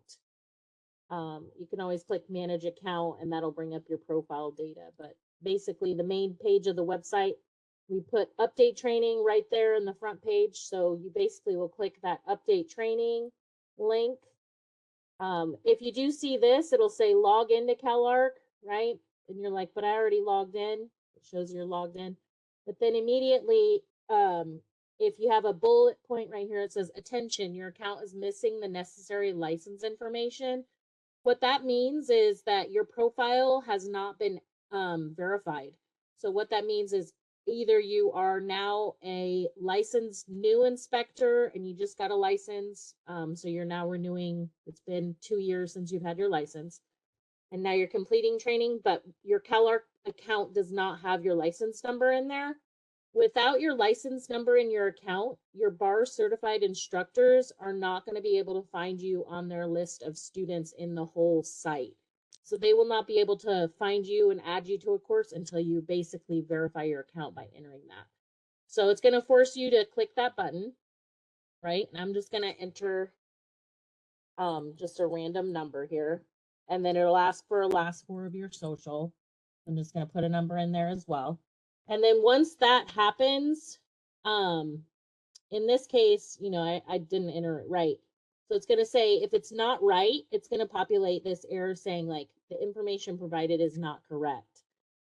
This information, your license number and your social, is pulling from our licensing database. So both the name, actually all of these have to match. The legal name, the birth date, the license number, and the last four of your social have to match what has been reported on your licensing information. Now, if those don't match, you're going to get this error, and then you're going to have to basically send an email over to us in our hardware certification unit, or you'll probably talk to your instructor and say, hey, I can't update my license number for you to find me. Then they're going to have you email our hardware certification unit, and we're going to basically verify some information with you to make sure that our licensing data matches your data. It happens, somebody may have fat fingered your birth date and put 1900 instead of your actual birth date. So we'll ask you to send over like a driver's license or something to get that updated. But if everything is current, it'll go through. It won't give you the error. Mine's going to give me the error because I'm not in the actual system. It'll give you once you have it, that'll go away, and then it'll send to your email a Rise account invitation, and then from there you'll check your email, and then you'll be able to enter the Rise training. The inspector update training is a 4-hour inspector training. However, most technicians will be done in, I say, like 2.5 hours if they do it straight through. And then once you do the full training, it posts almost immediately now to the CalArc website.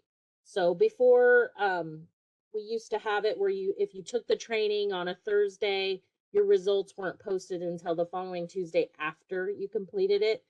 Now that BAR has obtained the CalArc, our IT has basically put it in there where if you are taking the 4-hour inspector update training, it should post almost immediately. I would say at least within the hour of you completing the training. So it's instant. You can call licensing and follow up with them and say, you've completed it, and then they can renew your license overnight. That is it that I have for this topic. We can open for questions. All right, thanks, Janelle. And Janelle, is there a contact us feature there also? People that are having problems? On the CalArc site, there should be a contact. Yes, there is. There's a contact us button at the top right corner where the login, log out is. If you contact us, there is an email that'll come to our BAR hardware certification support unit, and myself, Matt, or Sergi, even Mark were able to grab those. Whoever sees the email, we can respond to those in a timely manner. Thank you. So my point there is that we do not want to be seen as an impediment to licensure. So we are here, we're open for business. So if anybody's having any issues, let us know. All right, panel members, questions or comments on what Janelle presented? Sure you're all very familiar with CalArc. Just for a clarification point, as Janelle pointed out, when she tried to go do the update training, it wouldn't allow her unless she was a licensed technician. So the update training is now only for licensed technicians. There's no way to get to it. So if you have students who you want to have them kill 4 hours or whatever doing the update, they can't. Okay. Thank you, Matt. Janelle, We do there is have a video if you want your students to watch it, though. It's posted to our BAR YouTube account or BCA YouTube account. We can get that out to the instructors if they want to email us. Thank you. I was going to make that point as well, Janelle.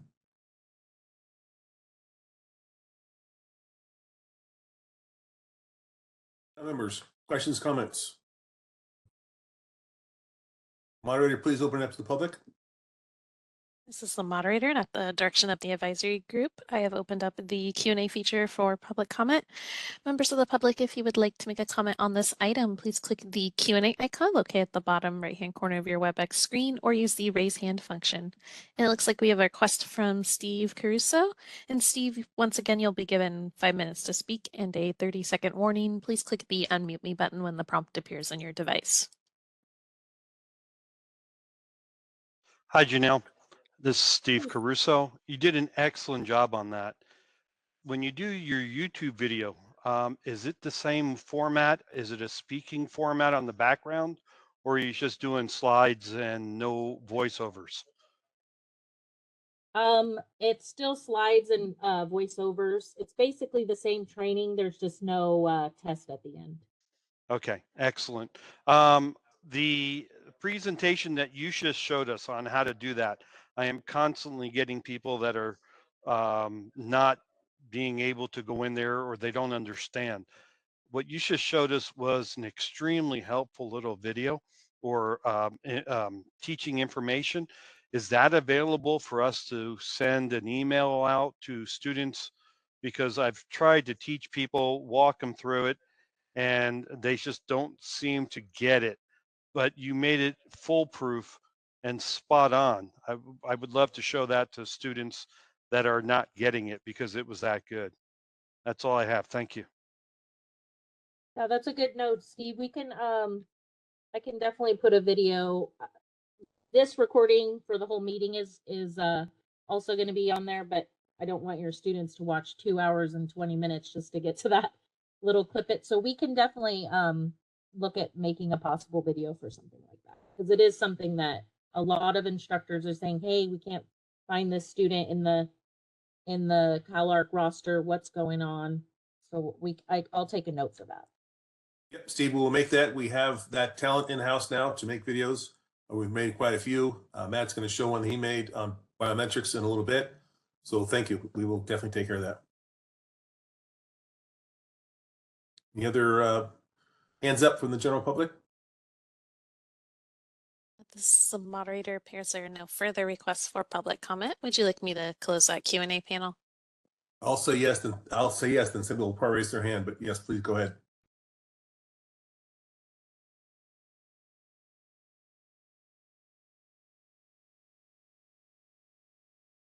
Janelle, you're up again.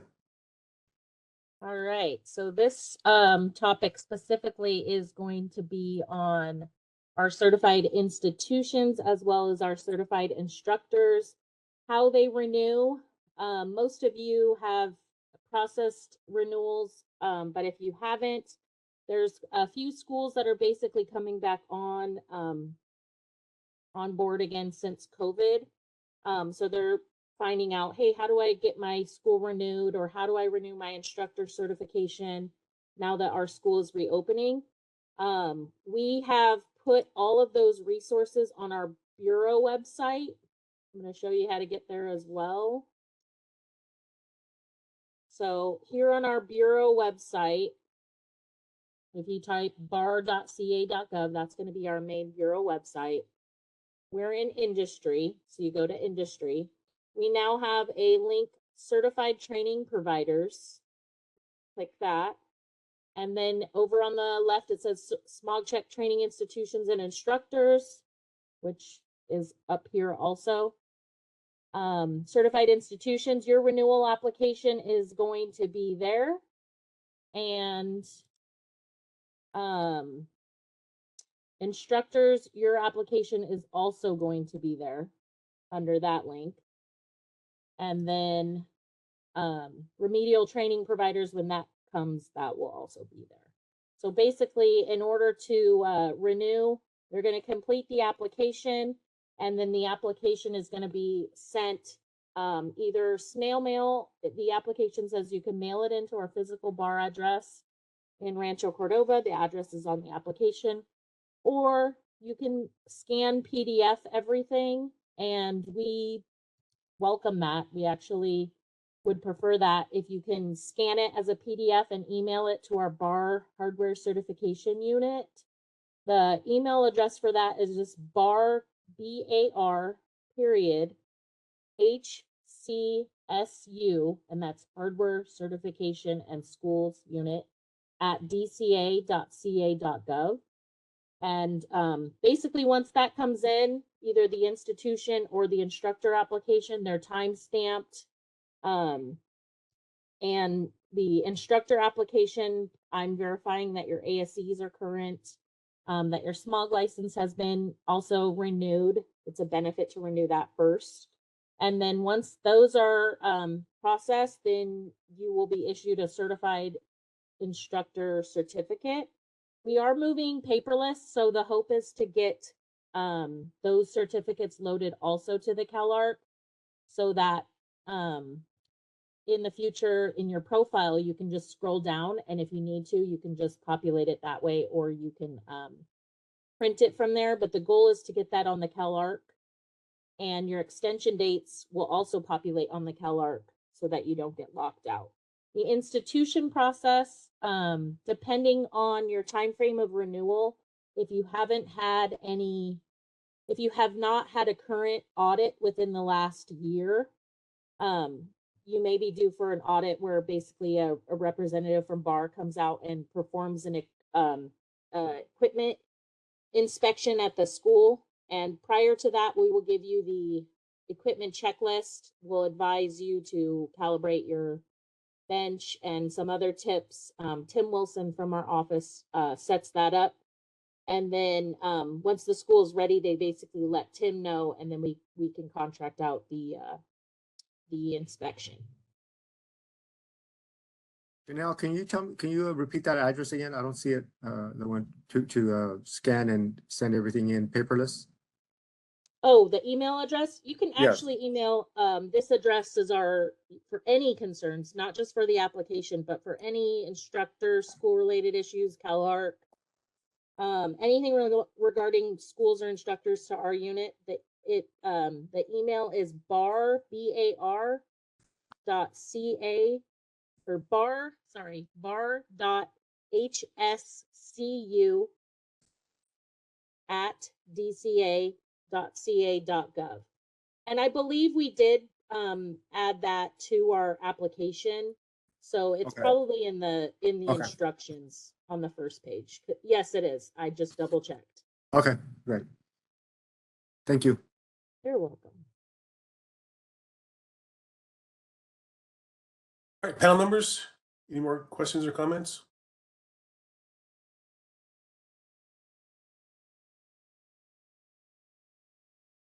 Moderators, open up to general public. All right, this is the moderator, and at the direction of the advisory committee, advisory group, I have opened up the Q&A feature for public comment. Members of the public, if you would like to make a comment on this item, please click the Q&A icon located at the bottom right-hand corner of your WebEx screen, or use the raise hand function. I'll pause a moment to allow the public time to access those features and submit their requests.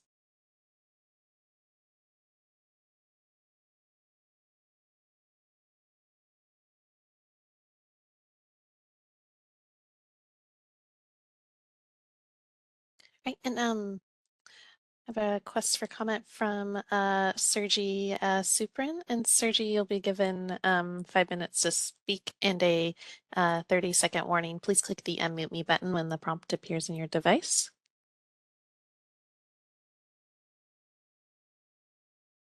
I don't have much. I was just, Janelle mentioned the email. She mentioned HSCU. It's actually bar.hcsu at dca.ca.gov. Just to clarify. Thanks, Suji.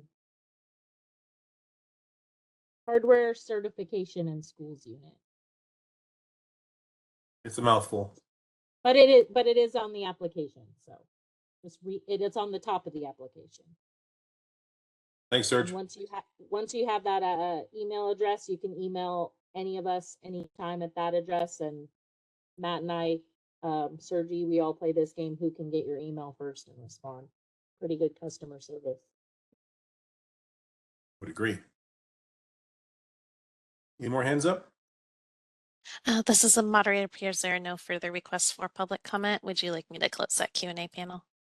Yes, please.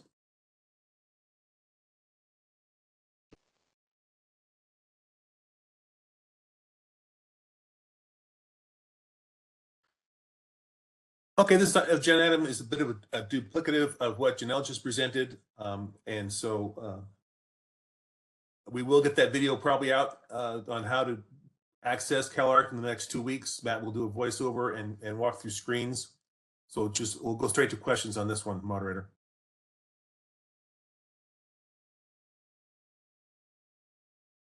All right. So I've opened up the Q&A feature once again. Members of the public, if you'd like to make a comment on agenda item 8, click the Q&A icon located at the bottom right-hand corner of your WebEx screen or use the raise hand function.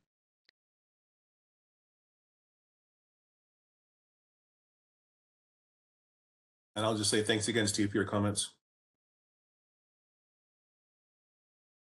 All right. Seeing no requests for comment, would you like me to close that Q&A panel? Yeah, I'm not surprised. Yes, thank you. Okay, Matt, this is the video we just spoke of, so you can see our style of doing videos. I think they come out pretty nice. Go ahead, Matt.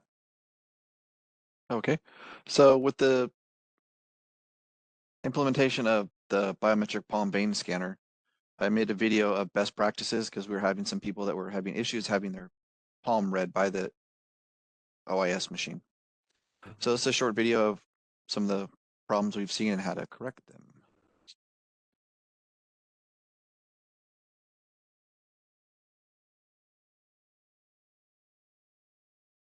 It's about 4 minutes. How is the volume? This is a moderator appears that you're not sharing. Interesting. If you could click share either at the bottom of the WebEx screen or click share up at the top. Oh, now it's working. Okay. And then go ahead and click play so we can check the audio. Welcome to tips for improving authentication success using biometric palm scanners. Is that okay? Yep, sounds good. Inspectors or technicians must first enroll their palms with the Bureau of Automotive Repair before they're able to use the biometric palm scanner. Contact your local field office for walk-in and appointment times to have your palm scanned. When logging into the system, inspectors and technicians are asked to scan their badge. The system uses a biometric palm scan instead of a password on the login screens.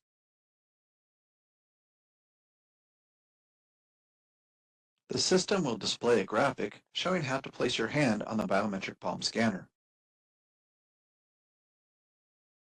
To scan your palm, place your hand straight down onto the cradle of the scanner. Make sure your palm is flat and straight as shown. When scanning their palms, some users will occasionally receive an invalid authentication, please retry, error message. There can be several reasons that the user's palm scan is not authenticated. We will go over the most common ones in this video. The first reason a user may get the authentication error message is that the user's hand is too dirty to authenticate. One solution is to keep the user's non-dominant hand clean for the scan. Another is to keep one hand gloved between scans, removing the glove to scan a clean palm. A second reason a user's palm scan will not authenticate is that the palm is not completely flat in the cradle of the palm scanner. Make sure your palm is flat and straight as shown. Additionally, if the palm scan will not authenticate, the palm could be at an angle to the cradle of the palm scanner. The next reason is that the hand needs to be placed straight down onto the cradle of the scanner rather than sliding into position. Sliding your hand into place may trigger the scanning process before the palm is in position. Wearing gloves will result in an invalid authentication error message. The last common reason for an invalid authentication error is dust or dirt on the scanner. Make sure your scanner is clean by using a can of compressed air. Do not use compressed shop air as it may have contaminants like water or oil.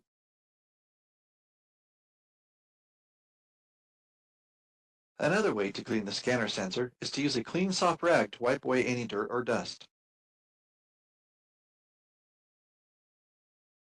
Some users minimize the dust and dirt by placing their scanner upside down or on its side.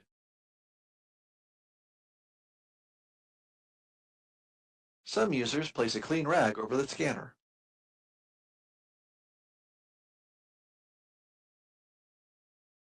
For a successful authentication, make sure your hands are clean. This can be done by wiping your hands with a rag. A baby wipe.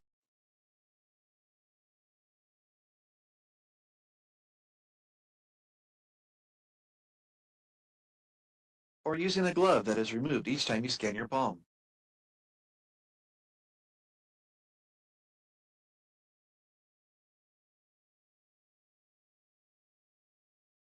Once you have a clean palm, place your hand straight down and flat onto the scanner cradle. Alternately, some users have found success by placing their hand on the cradle first, then scanning their badge. Placing your hand on the scanner first ensures it is properly located when the scan begins. If, after implementing these tips, you are still not able to authenticate, contact your local field office. These tips should improve your authentication rate using the biometric palm scanner. Thanks for taking the time to watch this video.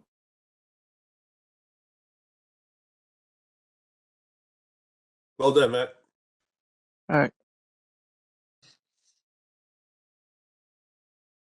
Yeah, so for those that don't know, biometric scanners became mandatory May 1st, and we were receiving, leading up to that, we received a lot of questions.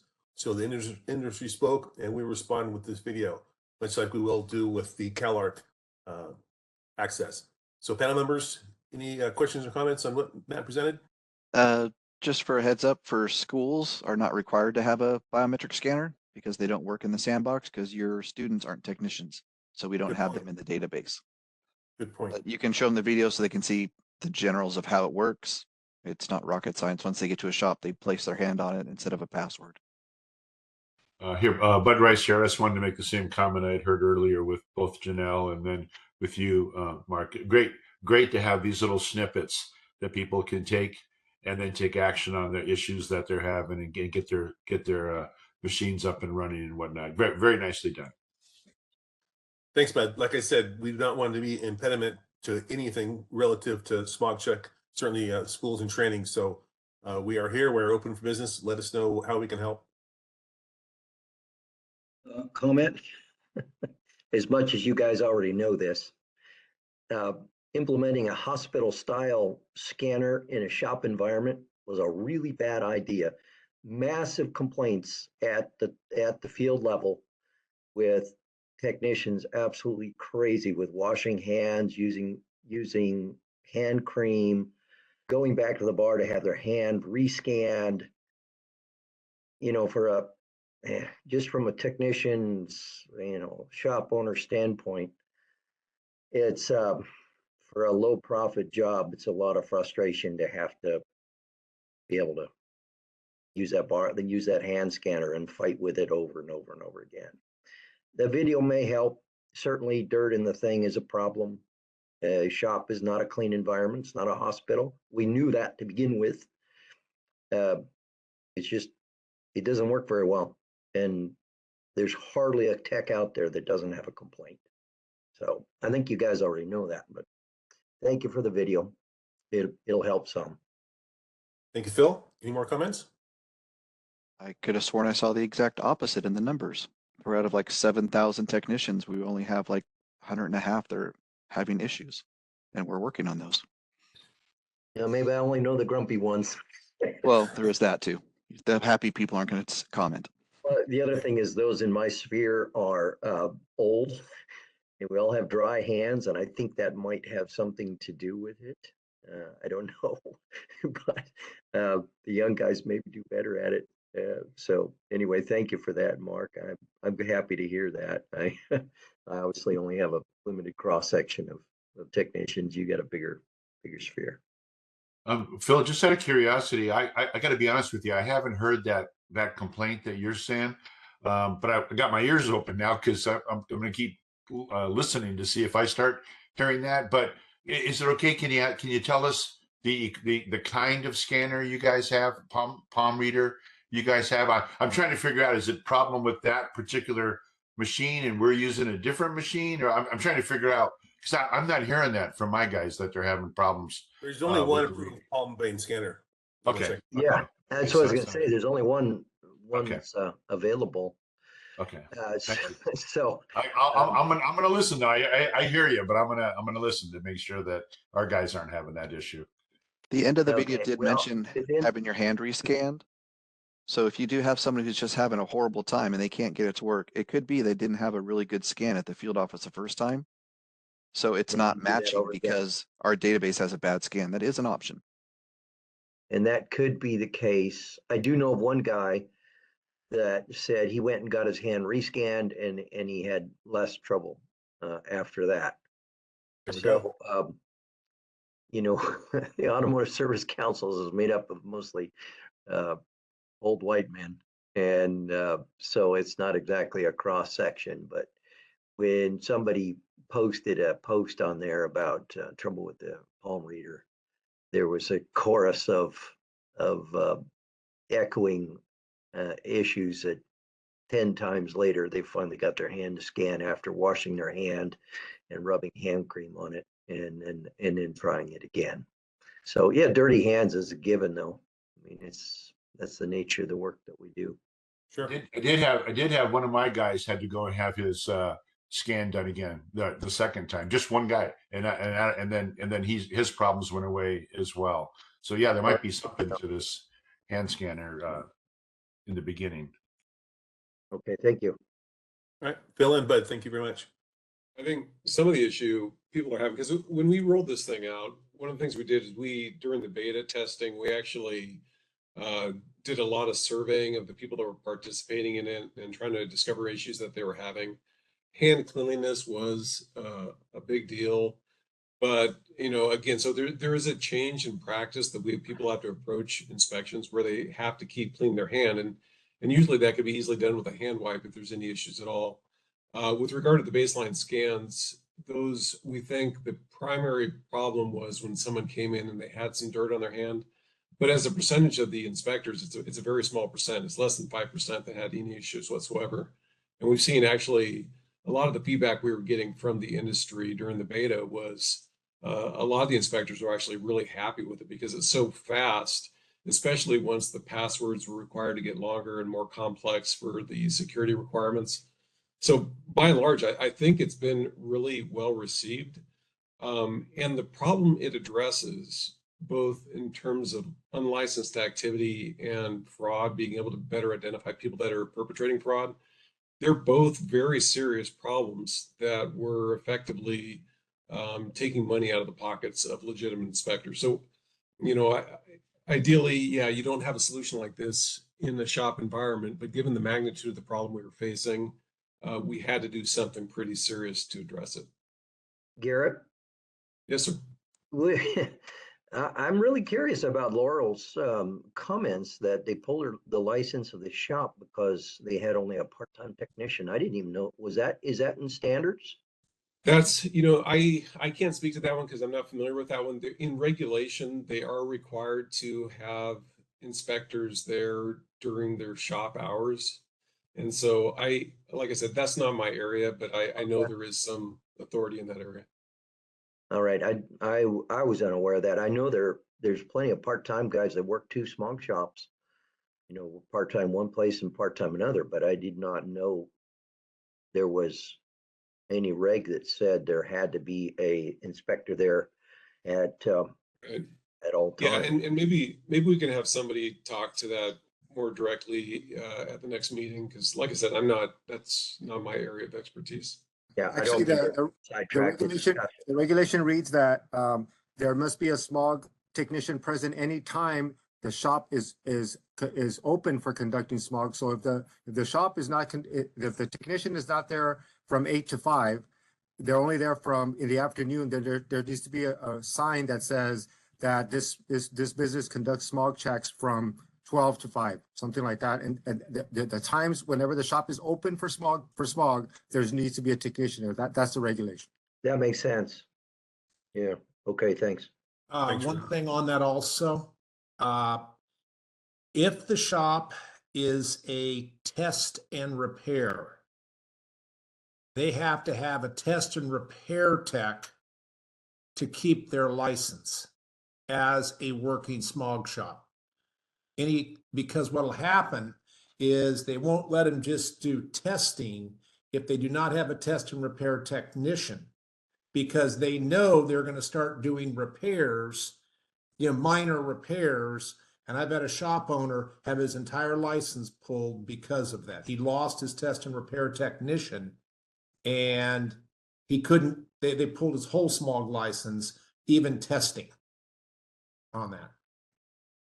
So That's completely legitimate, Kevin. I've been at the shops that are in that condition. And yeah, they should not be doing testing either. right. So I have absolutely no complaint about that particular reg. It fits. Excellent. Panel members, anybody else have a question or comment on this? Where we open it up?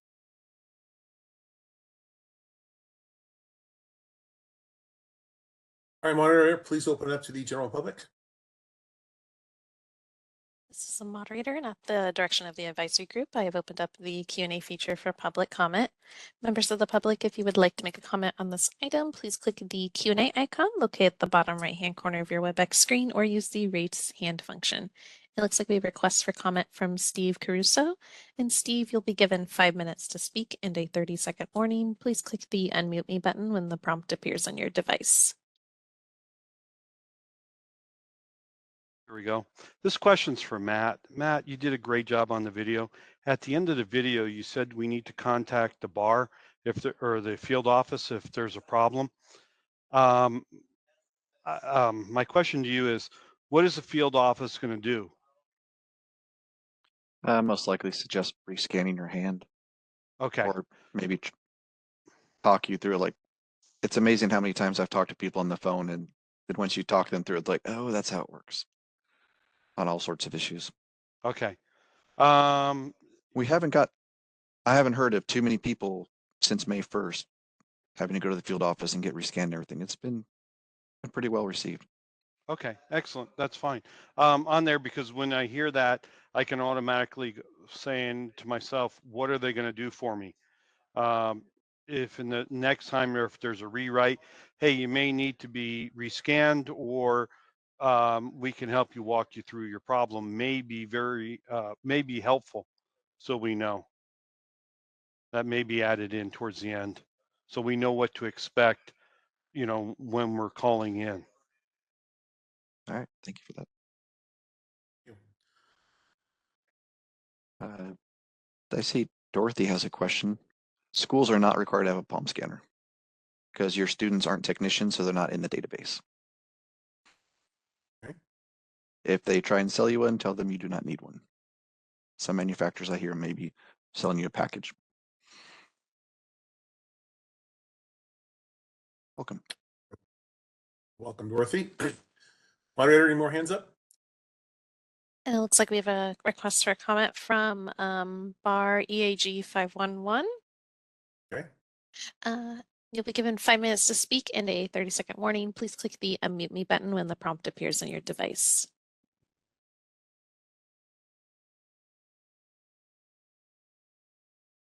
Rick, well, as bar EAG got their wrong thing in there. Does it require separate software if we have as an institution, a school institution, do have a OIS with a palm scanner installed? Get on the sandbox? The sandbox will not accept the palm scanner. Somewhere I thought that was the palm scanner was required for schools. Just kind of went around with this some months back. Yeah. Nope, schools will not be required. The sandbox won't accept it because there's nothing to compare it to. You get 30 new students every month or so. None of those guys are going to be, or gals will be in the system. So we have nothing to compare their palm to. So schools won't be able to use the palm scanner. What was the reason that the instructors all had to be scanned? Because they're licensed technicians. Just because they're licensed, I see. Yeah. And some instructors not only teach, but they also smog cars. Yeah, some do. I decided to get out of doing that. All right. Thank you very much. All right, thank you. Moderator, any more hands up? This is a moderator. Appears there are no further requests for public comment. Would you like me to close that Q&A panel? Yes, please. All right, Janelle's up again with some issues regarding old outdated software for the OS device and the need to update. Go ahead, Janelle. So for bar OAS, it's already been implemented that there's gonna be some minimum workstation standards effective July 1st, 2023. That's the mandatory date. All systems are going to be all bar OAS systems are going to be required to operate on Windows 10 or 11 systems. We've been sending regular ET blast. There was another one this morning that went out regarding this.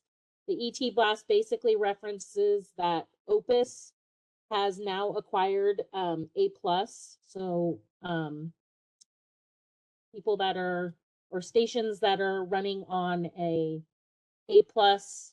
software, they basically need to upgrade or update their bar OAS computers to make sure that they're running Windows 10 or 11 prior to July 1.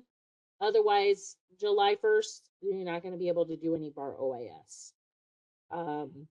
So for any questions regarding that, you can call the Bar Industry Help Desk, or you can also reference the ET blasts. Those are found on our Bureau website as well. And Matt, don't we have a video on the Bar website in support of this? Sorry, you cut out on the first part.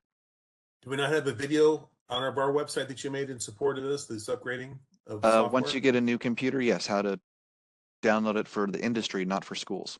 Schools is slightly different. So for schools, we did get a list. There's about 14 of you on the list that are still operating with a Windows 10, 11 or older. Basically, you're operating on systems that are not going to be supported. So we will be reaching out, Matt or I will be reaching out directly to some of those schools. When we got the count this morning, there's 37 stations in Sandbox 1, which is where the schools are placed. And when I looked at it, it's about 14 of our bar certified schools. So we will be contacting you directly so that we can try to get this resolved prior to you turning off on July 1. Good. Let's be proactive on this one. Excellent. And again, to any folks in this meeting, that if you hear of any schools that are having issues, we are here to help. Panel members, any questions or comments to what Janelle's presented?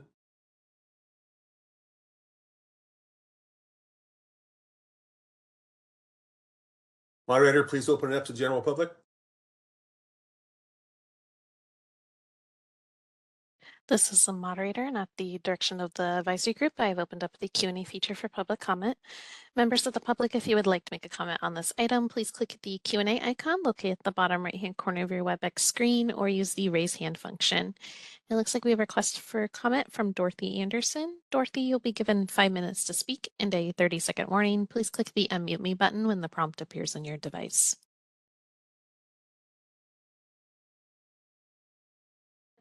The Desert informed us that the OIS is moving to APIS and no longer Smog Daddy. Are we supposed to transfer over our machines to that platform, or do we just update the new computer to Windows, the current Windows requirement via Smog Daddy?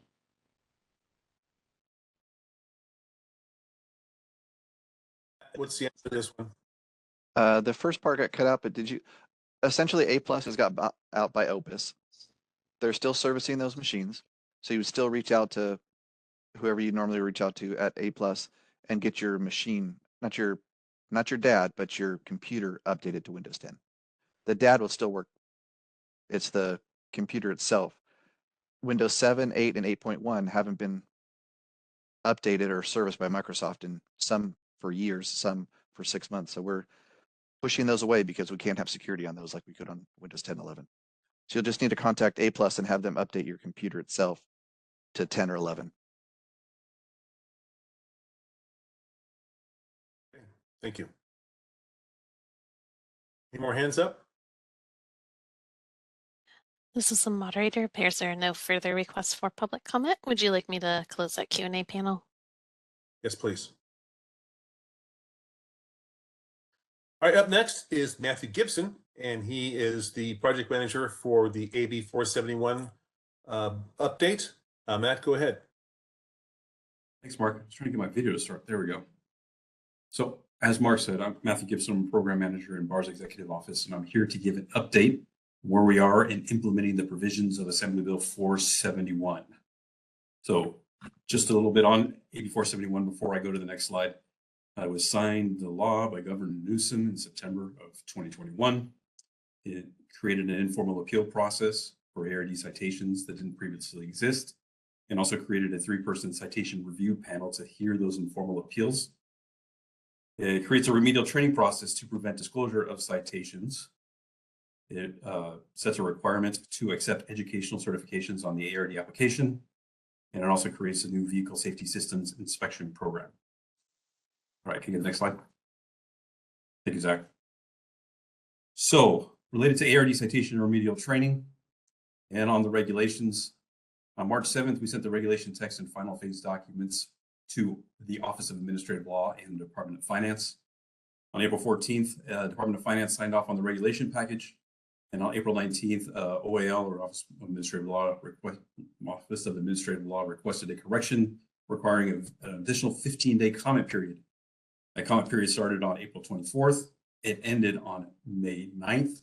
We sent the package back to DCA yesterday on the 10th, and today it was sent back over to OAL so that they can get it finalized. So we believe approval of the regulation package is on track for May 31st. And it will have an effective date of July 1st of 2023. And also at the Bureau Advisory Group meeting on April 27th, we gave a presentation regarding the citation review conference process. It looks like the slide's like a little bit off the bottom. I'll just say what it says. Related to the implementation on the citation program, we created a new CAS codes for the citation program. We created an ARD citation template, and we have been working with DCA on making changes to the posting algorithm that finds these citations in our database and posts them to the internet. Can I get the next slide? This is a moderator. Can I interrupt real quick? Yeah. Because this is a PDF and not a PowerPoint, that's why the view is a little awkward. But if you go up to the top and select view and then fit the viewer, it fixes the size of the screen so that you see all of it and you don't have to scroll. We'll wait a minute for that to get done then. Unfortunately, everyone has to do that individually. Oh, yeah. Oh man. Say it's only about 4 or 5 slides. We can just keep rolling. Yeah. Oh, I did it. It works. It's right above the screen. Or you can just scroll. That works too. All right. Back on citation remedial training related to the implementation. On the citation review panel, we've created applications for our industry and consumer panel members. I probably should have mentioned the panel is going to be, like I said, it was a 3-person panel. It's going to consist of a member from the industry, from the public, and a member from BAR. We created a panel member reference guide and orientation training, and we created citation review panel decision letters in our internal system that creates those documents called ARTIS. And related to remedial training, we created an application for our remedial training provider certification, and we made necessary changes to CalARC to accommodate the remedial training providers, remedial training classes, and the new certificates of completion. Get the next slide, Zach. Thank you. And lastly, on citation remedial training, there's a couple last items necessary for implementation. EOB needs to generate procedures for managing and conducting the citation review conferences, and field operations needs to develop procedures and guidelines for citations and disseminate that information to the field staff. All right, next slide. Thank you. So on ARD application and educational certifications. So on the regulations, on March 17th, the regulation text and final phase documents were submitted to OAL. And OAL actually, this got posted before May 1st. On May 1st, they were approved by OAL. So they will take effect on July 1st. We actually had to create a second regulation package related to this educational certifications. And we created that package in January 2023. It is necessary because we had to find a way to make sure that ARDs that were renewing their ARD applications were providing us the newly required information that's on the application. On April 17th, that regulation package language, the initial filing phase documents were approved by DCA. And the next step is to file with the Office of Administrative Law and begin the 45-day comment period. Related to the implementation, we're working to develop a process for accepting the educational certifications through the ARD application process. And changes are being made to the auto shop locator to display certifications. The next slide. Next slide. So the Vehicle Safety System Inspection Program, related to the regulations, on March 9th, DCA Legal approved the regulation text and our inspection manual. On April 27th, at the Bureau Advisory Group, after the Bureau Advisory Group meeting, we did our third public workshop on that regulation text and inspection manual. And I'm currently working on the initial filing phase documents with the goal of submission to DCA Legal for review by May 12th or May 19th, just depends how that works out. Related to implementation, the BAR SIS, or our safety inspection system, Encore is creating the BAR SIS that will be housed with BAR OIS on the CalViz, which is now going to be the title of our inspection system. The BAR SIS software is to be deployed to existing BAR OIS analyzers in 4 updates throughout 2023. Again, next slide. Thank you. The first release, which is 23.1, covers BAR OIS and BAR SIS shared functionality and is currently in user acceptance testing and is set to be deployed in mid or late May. And by shared functionality, I'm talking about screens that both OIS and SIS will be using, such as menu screens or management screens. The second release, which is 23.2, covers the actual inspection process for the vehicle safety systems inspection. We're expecting to start working on the user acceptance testing for that phase in June, with a projected deployment in August. And we have 5 SMEs that are writing test scripts for testing of the 23.2 release based on assigned chapters from the Vehicle Safety Systems Inspection Manual. And that is the conclusion of my presentation. Thank you, Matthew. So Matthew, all OS devices or OS PCs will receive the same software version, right? But the brake and lamp of safety will be just grayed out if they don't have a brake and lamp safety license? There won't even, so if we're talking about the BAR safety inspection system and the deployment of that software, basically there's gonna be some reorganization of the screens. And now when you log on, you'll see an option for BAR OIS to perform a smog inspection, or you'll see an option for BAR SIS to perform a safety systems inspection. Brake and lamp is not ever going to be loaded onto the inspection system. Okay. But the SIS, again, if they're not certified for that, will be grayed out. Well, either they're going to be grayed out or they won't be able, once they select it, nothing will happen. Obviously, you have to have a station license in order to access that option. Sounds good. Panel members, any questions?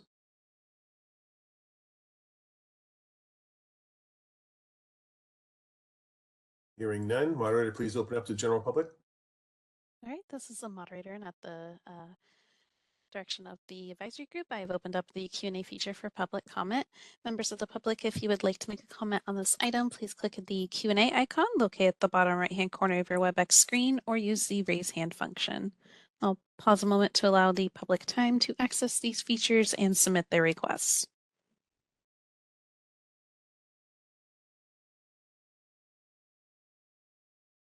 All right, and seeing none, would you like me to close that Q&A panel? Yes, please. Thanks again, Matthew. Thank you, Mark.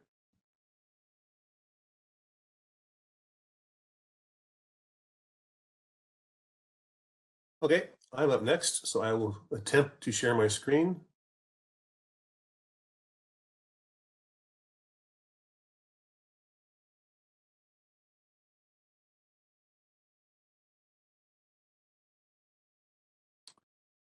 So this is about pathways to BAR employment.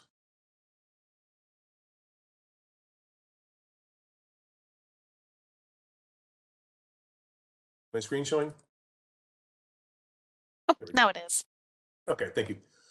So this is the BAR homepage. I'm sure everybody knows where that is. So for careers, if you folks or students are interested in a career with the State of California Bureau of Automotive Repair, scroll to the bottom, Click on careers, quite simple. And as you can see, we have several positions open. So these basically are entry level. And then these are the promotional positions. So there's lots going on. We have a need for employees also. So for anybody interested in a career with BAR, there's where they are, and these are updated constantly. You can see the filing dates. They'll close out, and more positions will be posted. Just going to stop sharing. Any questions on this?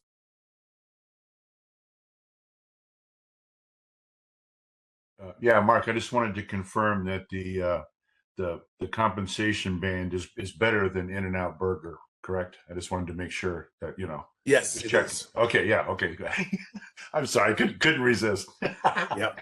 That seems to be the gold standard that we always compare against these days. Thank you. Not sure that happened. Thanks, bud. Any other questions from panel members? Comments? Moderator, please open up to general public. Right, this is the moderator, and at the direction of the advisory group, I have opened up the Q&A feature for public comment. Members of the public, if you would like to make a comment on this item, please click the Q&A icon located at the bottom right-hand corner of your WebEx screen, or use the raise hand function. I'll pause a moment to allow the public time to access those features and submit their requests. Thank you. All right, and seeing none, would you like me to close that Q&A panel? Yes, please. Okay, so we are nearing the end here. So this is open forum for items for future meetings, basically. So any public comments on general items? I have a comment. Yes, It's sir. Matt from BAR.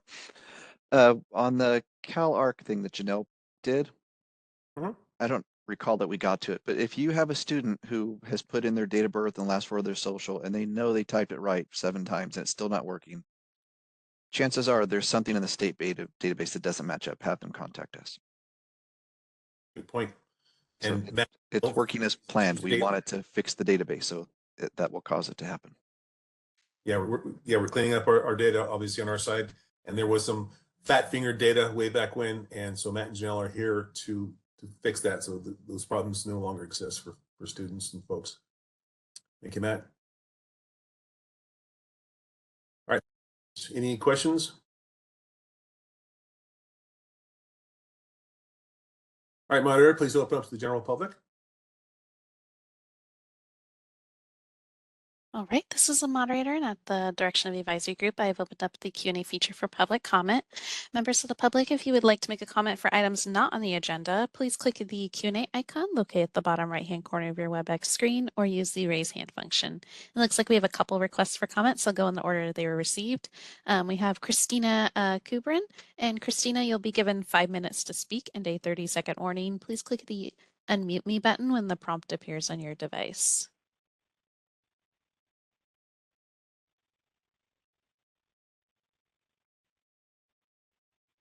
Kubran, and I have a little startup business, 352 Innovation, and it was born out of a desire to help my friends and family who are shop owners and technicians. I have a degree in mechanical engineering, and my background is diesel electric locomotives, the original hybrid. And in addition to creating an extensive resource package to help shop owners transition to the clean vehicle industry, I have also created a training program, and I have joined ASE's Trainers Managers Council, and I'm in the process of getting it ASE accredited. And I was wondering what and how do I go about getting accreditations or certifications with BAR for a trainer or whatnot. And that's pretty much my question, because I'm looking at doing just kind of fundamentals for ZEVs, alternative fuels, including hydrogen as a combustible fuel for internal combustion engines. Thank you so much. Do you have a panel member that can address that question? Sure. The BAR certified school name basically is reserved for teaching smog related courses. So if you wanted to teach a course on how to get your smog license, how to take an ASE alternative, essentially, which is the BAR specified diagnostic course. And then license update courses for people who want to renew the license. Those are the courses that BAR would approve a school for or approve a course for. Anything else we just trust the industry to do what's best. Those ones we're specifically concerned with. Matt? Next question, moderator. All right. Next we have Johan Gallo, and Johan, you'll be given 5 minutes to speak and a 30-second warning. Please click the unmute me button when the prompt appears in your device. Good afternoon. Just wanted to go back on the importance of education and Cal ABC's function in working with education. It really stems from when Cal ABC was formed. It was right after the Sears deal, and the industry was really struggling with its image and what they needed to do to fix the problems within our industry.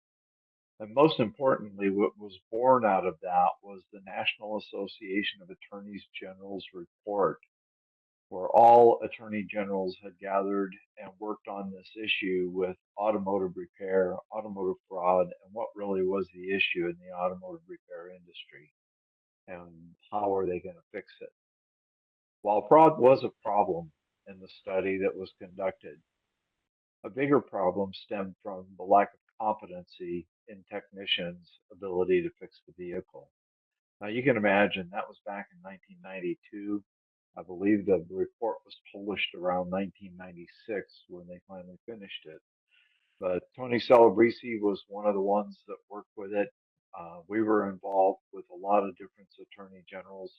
But in the end, it really stemmed from the fact that we need to improve what we have available by means of education in our schools. And whether it's public, private, or for-profit education, we needed to improve the quality of education for career technical education and what the students were learning to be proficient in their field. And so when we look at where we are today, you can only imagine the competency issues that we faced back then are even more complex given what they have to work on today are nothing more than a computer on 4 wheels. So with that, we definitely continue to work with education, continue to work with BAR, because we have to fix education, we have to fix competency if we're going to improve the marketplace and the technician's ability to fix the vehicles. And finally, the biggest challenge we have today is we're competing with sectors in the employment sector that we never competed with before. And it's all computer based. It's all having to do with all these different job and career opportunities outside of automotive that are basically taking the talent right out from underneath us, including what Tess is experiencing at UTI and some of the community colleges and their students. So with that, I appreciate what this group does. I think we have a lot of work ahead of us still, but we're at the table to help see it get done. Thank you. Thank you, Johan, and we'll continue to fight the good fight. Thank you. Next comment. This is a moderator. Appears there are no further requests for public comment. Would you like me to close the Q&A panel? Please.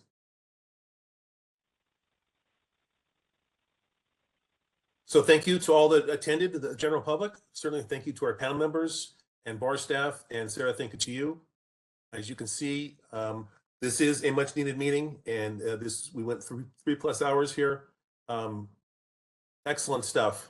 So we're gonna have this twice a year now. This is the spring one, obviously. So our late fall will be November 9th, and we'll get all the material posted to the BAR website so everybody can come prepared to that meeting. So once again, thank you very much. Appreciate everybody's time today.